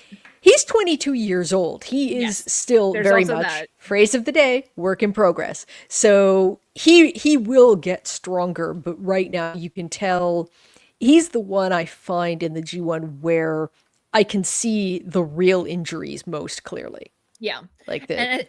And like, you know, him being 22, that's where I get all my, it's a marathon, not a sprint, if you want to have a long career. And it's yes, you can do the flashy moves, and yes, they look great, but also think a little bit longer term. Try not to die, and especially as being a heavyweight. I had the same like concerns when Osprey first went heavyweight and was still trying to do Spanish flies with much bigger guys, and I'm like, oh god, no. So it's one of those things where it's just like you have to find what works for you, and I think he has a great like plan and a great like consistent, like, I hate using the word moveset, but you know, he has things that he always incorporates into his matches. But I also think he needs to start thinking of ways that he can tweak certain things when you're at a point in a tournament like this to avoid potentially injuring yourself or your partner. I think the thing is too, like, he very much, I'm going to use the phrase, sorry, he very much still has a junior heavyweight moveset. Like a lot of what he does are the things that you see more in Best the Super Juniors. Correct. But it's one thing that he's larger, but he's also doing it to larger guys. And yeah, that is going to put a strain, especially on your back. Like, it is not as easy to do this on a guy the size as Yota Tsuji as it is, say, a guy the size of Kushida. It's not. It's not the same. Apples and oranges. Yeah, and you can quite literally, because if you lift an apple and an orange, one of them is noticeably heavier. Correct. The apple does usually weigh more because it's denser. So something happened. We'll just go right ahead to talk about Uemura versus David Finlay, shall we? Oh, wow. You're not going to talk about the realtor that was evil, who was selling everybody on House of Torture, not being just a bunch of sellouts? Because, I don't know, you can't spell believe without evil, apparently, which that was a new one for me. Not wrong, actually. But the first 7 minutes were pretty good when, you know, the wrestling was happening, and then it all went sideways. See, it was good while it lasted. His whole thing about, like, no, he was going to face Tanahashi alone. Like, no, you're not. No, you're because not. If you're evil, lying? like, you're not at, like, your matches aren't entertaining if you just do your moves. He's a very sort of a solid hand, shall we say, but unexceptional. And like, I don't want to, like, I'm at the point where, like, I don't want to see a House of Torture match. I also don't just want to see a regular evil match, because you've got all of this other, like, all these other prime guys around that he just doesn't stand out, even if he in theory he tried to do a regular match. But look, he said he would try. He did. To his credit, he tried for half the match. And I will say this much: Evil sells the sun, the moon, and the stars to protect Tanahashi for a lot of these moves that he does. So for all my bemoaning about how I miss LIJ Evil, the way he was like throwing himself across the ring in this match to make Tanahashi look fantastic. I cannot fault his effort Yes. in this one. He wanted, and I think that's one of the reasons why that promo where he seemed to almost get emotionally talked about what, like, respecting Tanahashi and wanting to make to make this a clean match. I think that works because it is probably how evil the wrestler feels. actually feels. Like, Yeah. I think that's it felt real because it is real. It's just that it's not the character he's playing. Yeah. Deep down, Takaaki Watanabe, that's his true heart feeling of the entire situation. Exactly. And possibly the last singles match he'll ever have against Tanahashi. Yeah. So this is how he's choosing to go out.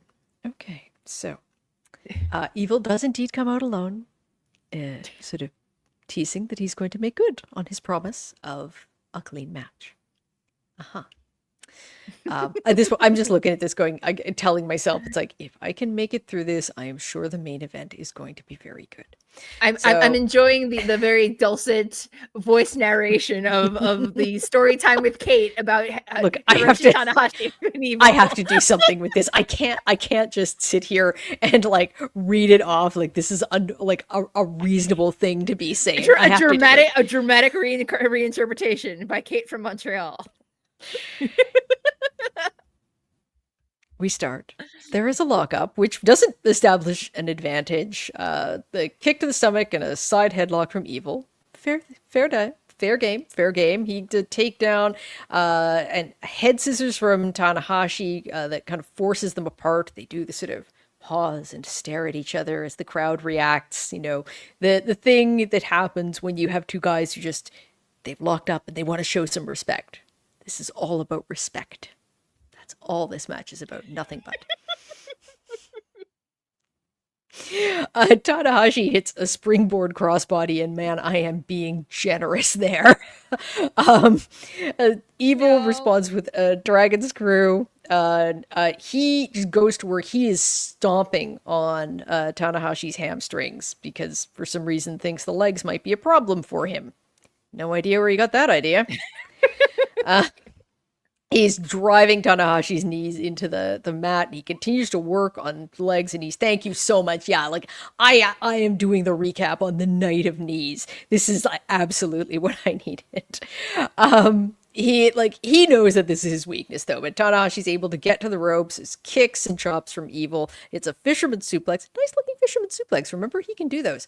That gets a 2 count. Tanahashi takes down Evil with a running forearm. He keeps the advantage with a scoop slam, climbs to the second rope, and lands a senton for 2. Evil sort of ties Tanahashi's legs up again, tries to force the submission, but Tanahashi is able to crawl slowly and painfully to the ropes. Evil hits Darkness Falls, and that gets a 2 count. He goes to the leg sweep, but can't connect, and is taken down by Tanahashi. Evil pops back up. He hits a lariat, which gets another 2 count, and then he applies a very nice-looking Scorpion Deathlock. Like, he hits this very smoothly, very well. I'm trying to be nice. I'm looking for stuff, okay? Yes, the man can apply a hold. Bravo. That's what we're here for. He's able to fold up Tanahashi's battered knees into the fold. Indeed. Exactly. So, like, he gets this at a great angle. Tanahashi, he does make it to the ropes, but boy, it takes some time. It's another lariat from Evil, but Tanahashi, this does not take him off his feet. He stands firm. They're both hitting forearm strikes, a twist and shout from Tanahashi. Doesn't make a pin attempt. Sling blade from Tanahashi, still no pin attempt. Might have wanted to go for a pin there, but you know, I'm just armchair quarterbacking this. He climbs to the top ropes to go for the high fly flow, but Evil moves and Tanahashi just like watching a fly hit your windshield. Like this, just his knee, his elbow, everything. I was like, oh no. Mm-hmm. Yeah, is like, oh, all the bad joints that he has. Mm-hmm. Yeah, they just all got crushed there. And Yeah. here comes Dom Fale and Dick Togo. And they arrive, they slide a chair to Evil, who's like trying to wave them off. Like, no, I said I would do this alone. Good guy Evil.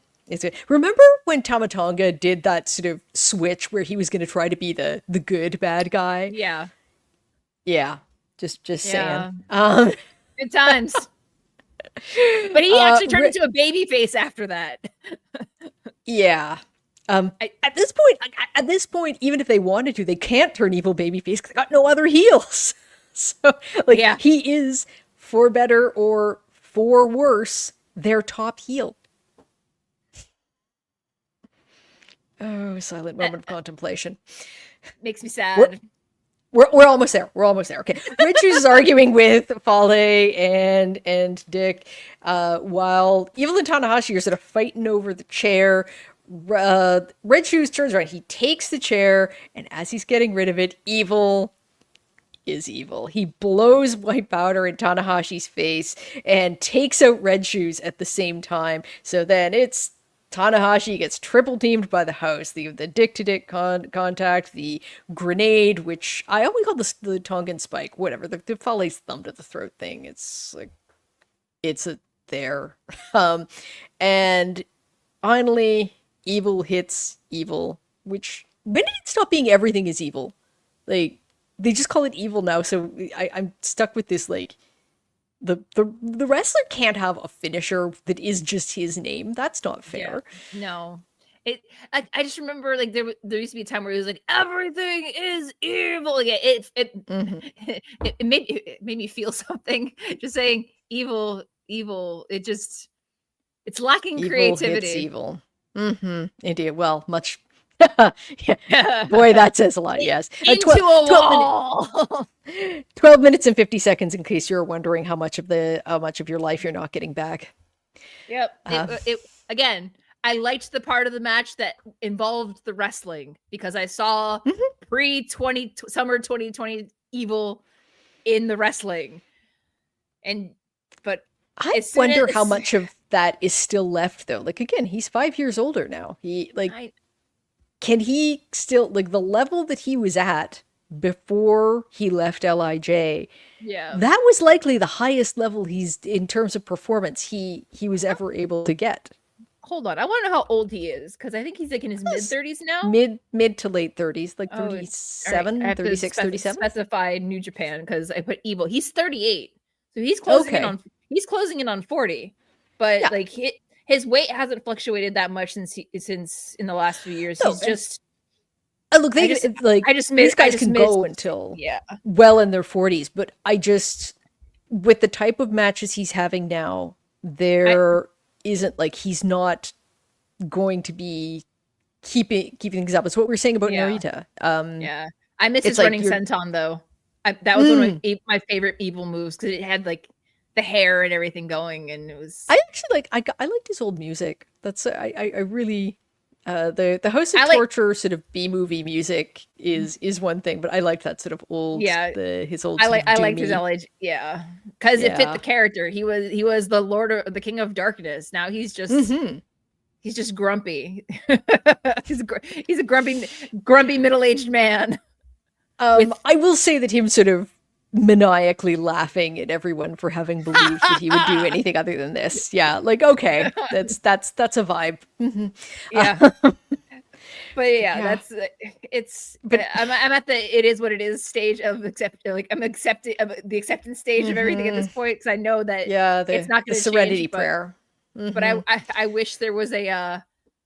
I kind of want some baby face turns for some people, but that would require other people to go heel, and I don't know if they have anyone in the wings that could pull that off at this stage in time. I think that they're going to have to, because at this point, if the War Dogs are going to get cheered no matter what you have them do, I think like you don't just have to turn a couple of people. You might have to look at turning a stable, like maybe TMDK, who like I think could work as heels. At least temporarily. Yeah. Because we've seen heel Zack before with Suzuki-gun. Robbie Eagles used to be in Bullet Club. Shane and Mikey have done heel work when as TMDK also, so it's possible. But I also feel like they need to build up a they need to do something with the United Empire. They need to they need to start making new factions. Yeah. And make one that could be a comparable rival as a group of bad guys. Yeah. And I think we've never gotten heel Shingo. I don't know. Now his stuff is just so likable, but like I just see a heel run from him. I mean, that's the thing. Like he was always a heel. Like see, the thing is, the LIJ was supposed to be heels, but they were so wildly popular and so beloved that they people kind of just forgot that they're supposed to be Rudos, and they're just But I would not be opposed to a heel Shingo run. I really wouldn't, and have him sort of have a group around him. I think they're teasing Newman going changing. heel. I don't know what you do. I don't know what you do with United Empire at this point. I think might be time to unaffiliate those guys. I feel like it's time to find a new group for them. Whether they join a different group or they dissolve and they carve out a piece of Hantai, kind of like just Five Guys, but not just Five Guys. Make it different. Yeah, but something more interesting. Yes. Yeah, and more stable. With people that aren't going to get spirited away elsewhere. I still think Yo needs a heel turn and to join United Empire, but that's just me. Oh, that could. Yeah, Yo's such a fascinating character to me. Like I always wanted Yo to turn heel and Sho to be a baby face, and I'm hoping that one day that happens. I just don't know when or if it ever will. Yeah. Hey. Shows kind of, well, he's on the House of Torture bus. Like, I don't know that he can still have matches at the level that he did a few years ago, because I don't see them. Like, it again, you are time's a wasting, my boy. And, I feel like that was always the thing I liked about Ishimori, that even though he was a heel and he did the cowardly heel from time to time, he was also one of the most dominant guys. Bangers. That's the kind of heels you want in New Japan. 100%. Not the cowardly chicken shit heels. Yeah, I shouldn't be able to beat them in a bar fight, and I feel like I could beat House of Torture in a bar fight. And that's like this is. That's the soundbite for the show. I wish you would. I wish you would. Almost there. Main event time. Yes, Yuya Uemura versus David Finlay. And with this one, basically the loser is eliminated is what we're going in. We're going in now. It has a sort of a cascading effect, but for these two, one or the other of them is statistically done at the end of the night. Correct. There's a long stare down at the beginning of the match, and the crowd they seem to be trying to make up their minds which way they're going to go with this. I think they're also trying to do the math at this point. Yeah. Just no, like it's the meme of the woman with all of like the mathematical formulas going past her head. It's like this is all of us trying to figure out what to just wait for Chris Charlton to tell us. The conspiracy board with all the ribbons everywhere, being like exactly. Sort of pitting everything together, like the sort of the lizards and like the Illuminati, and they're all going into figuring out who wins the G1. I feel like that's what Chris Charlton's cubicle at the office looks like. Is that it has like all the ribbons? I hope it does. I hope it does. So these two start off. At this point, they're sort of feeling each other out, like in the most literal sense. Like they're trying to get a hold of each other, but they're not succeeding. Like they're never quite able to lock anything in. They finally start trading kind of arm twists, which the battle goes in favor of Uemura. He does some arm drag throws, and he won't let go even when they fall to the outside. I always have a soft spot for that when the guys go out and they're still hanging on to each other. It's, I don't know. I think it's cute. Girl, same. Finlay tries to throw Yuya into the guardrails, but Yuya dodges, and Finlay, who's charging at him, just wipes out hard. Takes him a few seconds to recover, and of course he does. So he's still the Bullet Club guy at heart. He gouges Yuya's eye just to prove it. They get back in the ring. There's another snap arm drag and a throw that takes Finlay down. They're trading blows over the ropes, and Finlay shoulder checks Yuya off the apron into the guardrail. I mean, this was like Yuya flew. Like, I don't know. It was like Finlay put an explosive charge in his shoulder. So Finlay gets down, he stomps on him, he grinds his face into the bars, he drags him back into the ring and tries to put a pin. Only gets a 1 though. So he's annoyed. He launches Yuya into the corner, but this takes both of them off their feet. Which ultimately, like, he's able to get a sort of a pin on. He gets a 2 count, but that is all. Applies a side headlock for what it says in my notes, about 2 hours. It was a very long embrace, as it were. Yeah, I don't. Yes, I like just you said, look, just kiss already. Look, if someone's gonna hold on to me like that for that long, they better be buying me a drink. Is all I'm saying. Bare minimum, maybe dinner. Yeah. Yuya, he comes back with forearms, and Finlay's sort of encouraging him. He's doing his shit-talking thing. Yuya hits a rebound crossbody that takes Finlay off his feet, and a big back elbow, arm drag, drop kick, splash in the corner, and a side suplex, but Finlay lands on his feet. He takes all of this, and he is still standing. So, Finlay just returns the favor with the side suplex. They keep going kind of back and forth with them landing on their feet until Yuya is able to hit one that takes Finlay down for a 2 count. Yuya goes back to working on the arm, at which point Walker is calling attention to the fact that Finlay has a long history of shoulder troubles. He's had surgery on both of them that took him out at one point for like the better part of a year. Yeah. So this is good thinking from our boy Yuya. Finlay does make it to the ropes. He clotheslines Yuya, and both again fall to the outside. Running power bomb. Well, power bomb. It would have been a power bomb, but he mashed him into the corner post rather than throwing him down on the ground. So, all power, no bomb. Finlay returns to the ring, and he's just sort of being his kind of smarmy arsehole self, like hanging out, like leaning on the ropes, just perfectly willing to take the count-out victory if he can get it, but Yuya makes it back in at 18. Finlay immediately hits him with a suplex, which gets a short 2, and Finlay's just like grabbing and encouraging him, just give up, it'll all be over, you'll be fine. Yuya does not take this advice.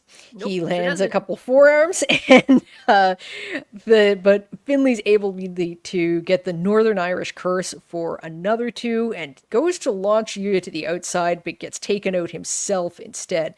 Uemura climbs the ropes and hits a high fly attack to Finlay on the outside.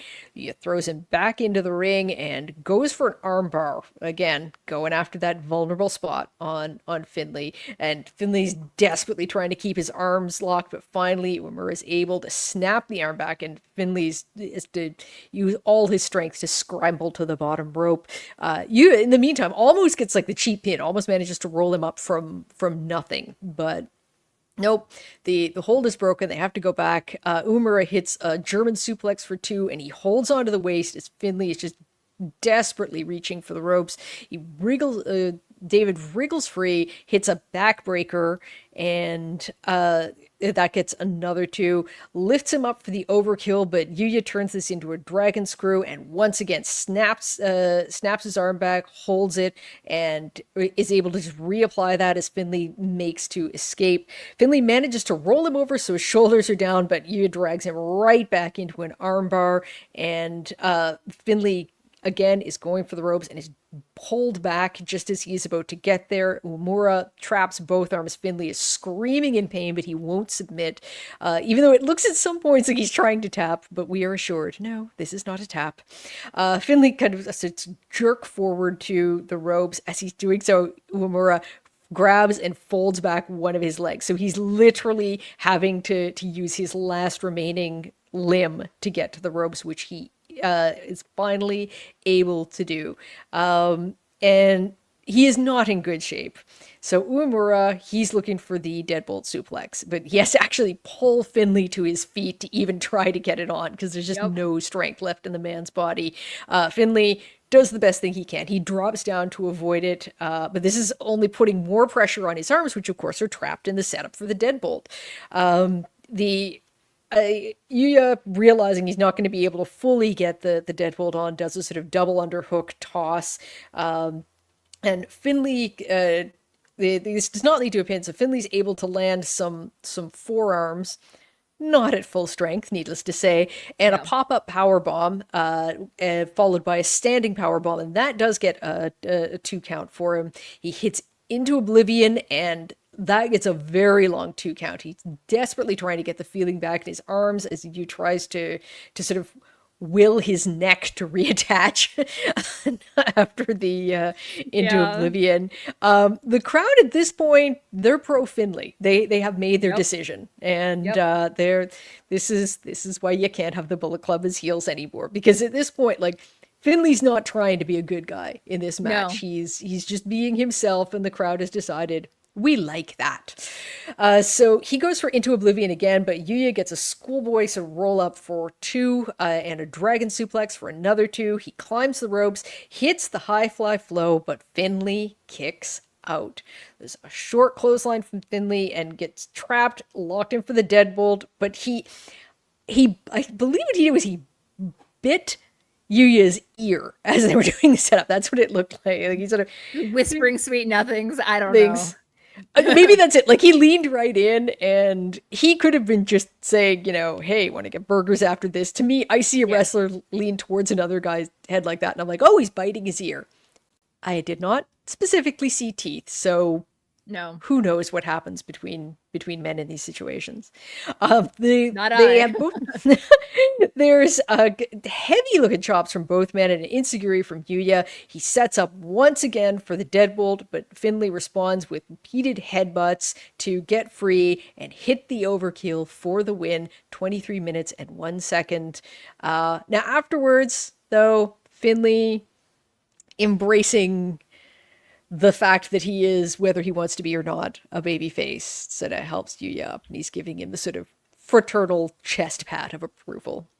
Yeah, it's one of those, again, we love the sportsmanship, and it's as much as he's trying to be the bad guy, like one of my favorite things, and this was always something I enjoyed when I would watch, for all my bitching and complaining about Jay White matches, I always loved it when he was the cocky heel, because he knew he was going to win, or he was just like being arrogant.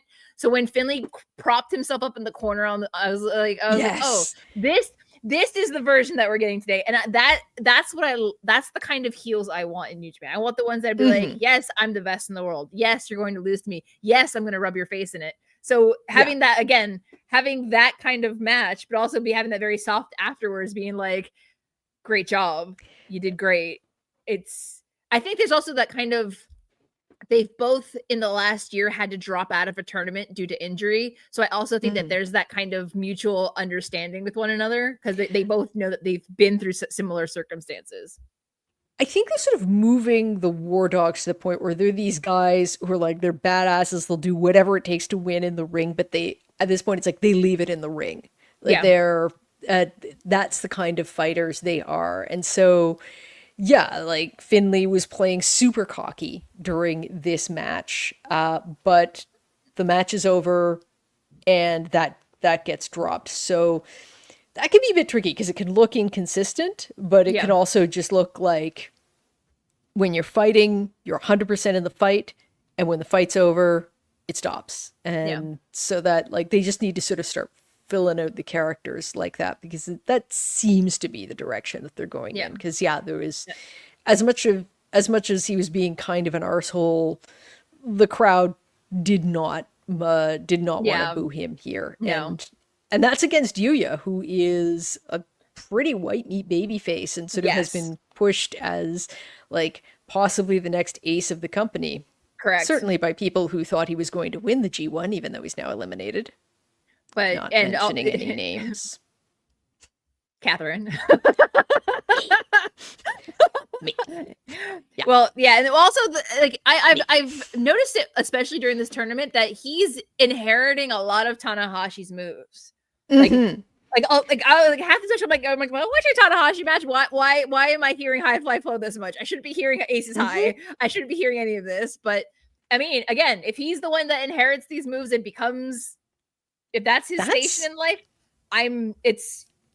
I'm here for it. That's one of the big reasons I thought he was going to win. Like, I thought this was really being set up as a passing of the torch. Apparently not. There is January 4th. Just saying. It is a possibility. Indeed. But I really like we this shall match. see.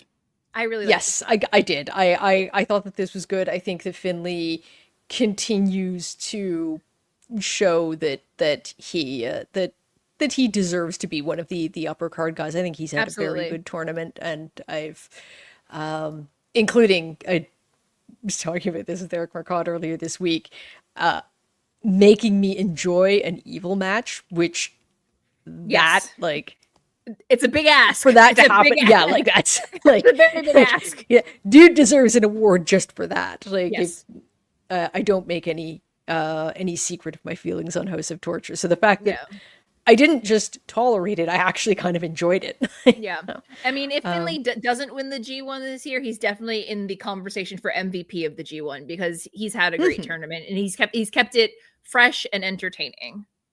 But do you see him winning the G1? Because that was the one thing, like, as much as he's clearly been a project, it always comes down to me to who is putting butts in seats at the Tokyo Dome. Yeah.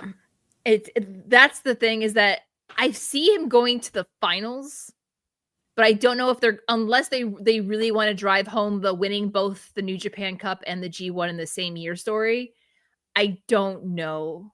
Like, I mean, I would love to see it, but I also don't know if they're going to do a double foreigner main event, which would mean that Zack would have to lose the belt before then.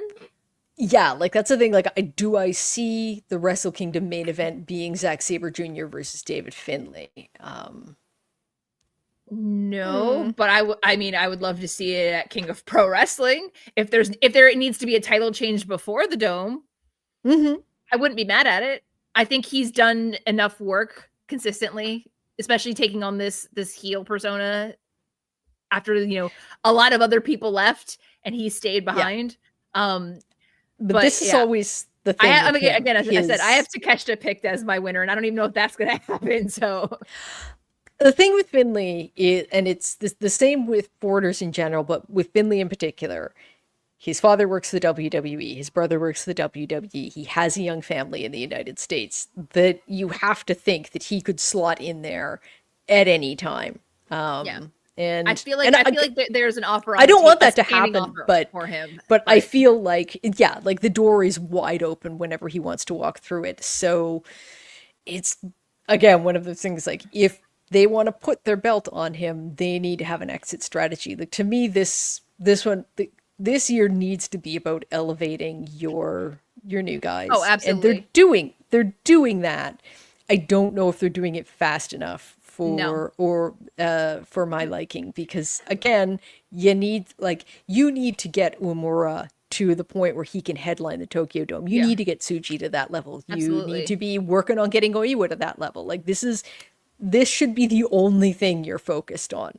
And the other thing and also if there is that potential time clock that they're running against with Finlay, they need to be preparing another foreigner to take this place, because he's carved out a spot for himself. That's going. It's going to, like many other people. Like, I'm not saying that he's leaving, because we know there's nothing. No. I'm not saying that. But I'm just saying that, like, he's worked the very hard for a very long time. And I mean, honestly, given that he has family ties to WWE and he's based in the States, I feel like there's a standing offer for him when he's ready. Yeah. But since he's held the global championship, the only belt higher than that is the IWGP. So again, we've got less than 6 months to January at this point. So I mean, honestly, I thought he was out the door by Don Taku this year. So the fact that he's still here, I'm pleasantly surprised. But I wonder at what point they're going to have to. I don't want to see another year or two of them scrambling to fill in these spots within New Japan's future. And I think Finlay fell victim to that a little bit, because they went through this for 2 years with Jay White, of thinking he was leaving, and then, but it's a little weird to me that they made as big a break with Jay White as they did rather than leaving the door open for him to come back and do appearances. Yeah. Because it's not like that would have been a problem. Well, it's the same thing with Okada. Okada's never come back.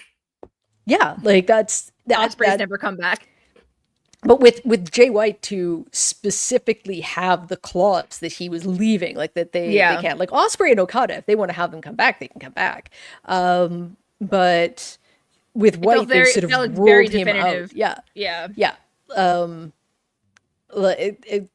But they had like 2 years of hemming and hawing before that, like, will he, won't he, and they built up no one. So then when they dropped Finlay in to be the replacement for him, it felt very sudden, and people were not warming to him in exactly the same way that they had felt that elevating Jay White was very sudden when Kenny Omega left.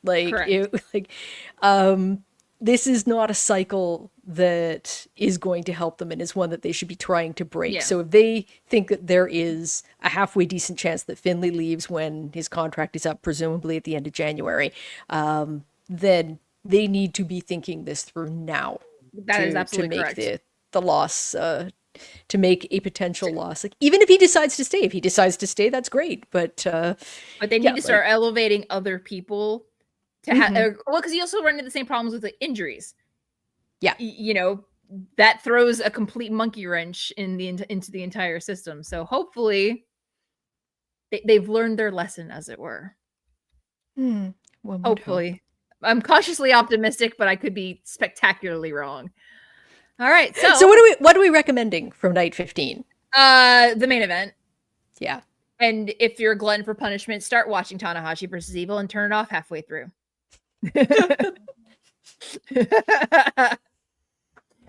For a feel good time, Taichi versus Oleg. Yeah, I would, like I said, I think for both of these nights, this was we're getting into the slower portion. So I'd say if you wanted to watch something, check out the main event from both night 14 and 15. I don't know if I'd say anything else was necessary. Yeah. And then, of course, after the match, there was a lot of math going on because we were preparing for the next two shows, of which on this coming Thursday, Kate will be back with everyone and with the unmatched, the indomitable Bruce Lord.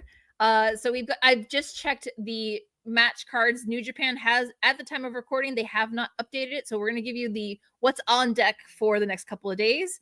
And then, probably by the time you hear this, they'll probably have announced everything. So for Wednesday's show, August 13th at Axe City in Hamamatsu, Shizuoka, it's going to be B Block, wrapping it up and filling in the spots for the 16th in the playoffs. The matches include Shingo Takagi versus Drilla Moloney, match of the year contender YOSHI-HASHI versus Zack Sabre Jr., Shota Umino versus the Great Okan, and Konosuke Takeshita versus Ren Narita. On Thursday at Korakuen Hall is when the playoff matches are going to start. When the playoff matches begin, they are going to be no time limit, and the winners of the matches on the 14th will advance to the semifinals at Ariake Arena on the 16th. The brackets for the playoff number 1, Yota Tsuji is representing A block, and he will play. He will wrestle against the winner of, the third place contestant, not the third place winner, in B block, which will be determined on Wednesday.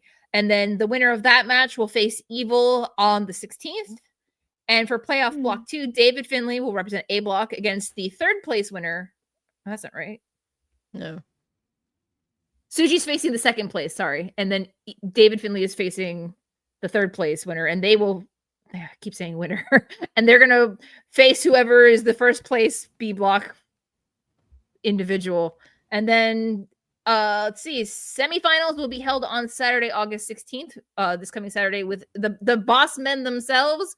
John and we are getting the band back together. And then Saturday, I will be back with my partners in crime, Bruce Lord and WH Park, post wrestling's unholy trinity of professional an all-star extravaganza, a whiskey, ice cream, and ramen spectacular buffet of hot takes and probably a lot of swearing. But yeah, other than that, Kate, you got anything else? That is everything. I have giving it my all. I've tapped you out. Thank you so much for doing the play-by-play. It is always, I love doing shows with you, and yeah, no, absolute pleasure. I made it through. I have now done play-by-play for 6 House of Torture matches. I'm a very special girl. Yeah, I probably will try to get that in order for next year. And hopefully by then House of Torture will be gone, but I am not that lucky. So that being said, I'm Karen Peterson. My wonderful Kate from Montreal. We'll see you soon. Matane, bye-bye. Bye.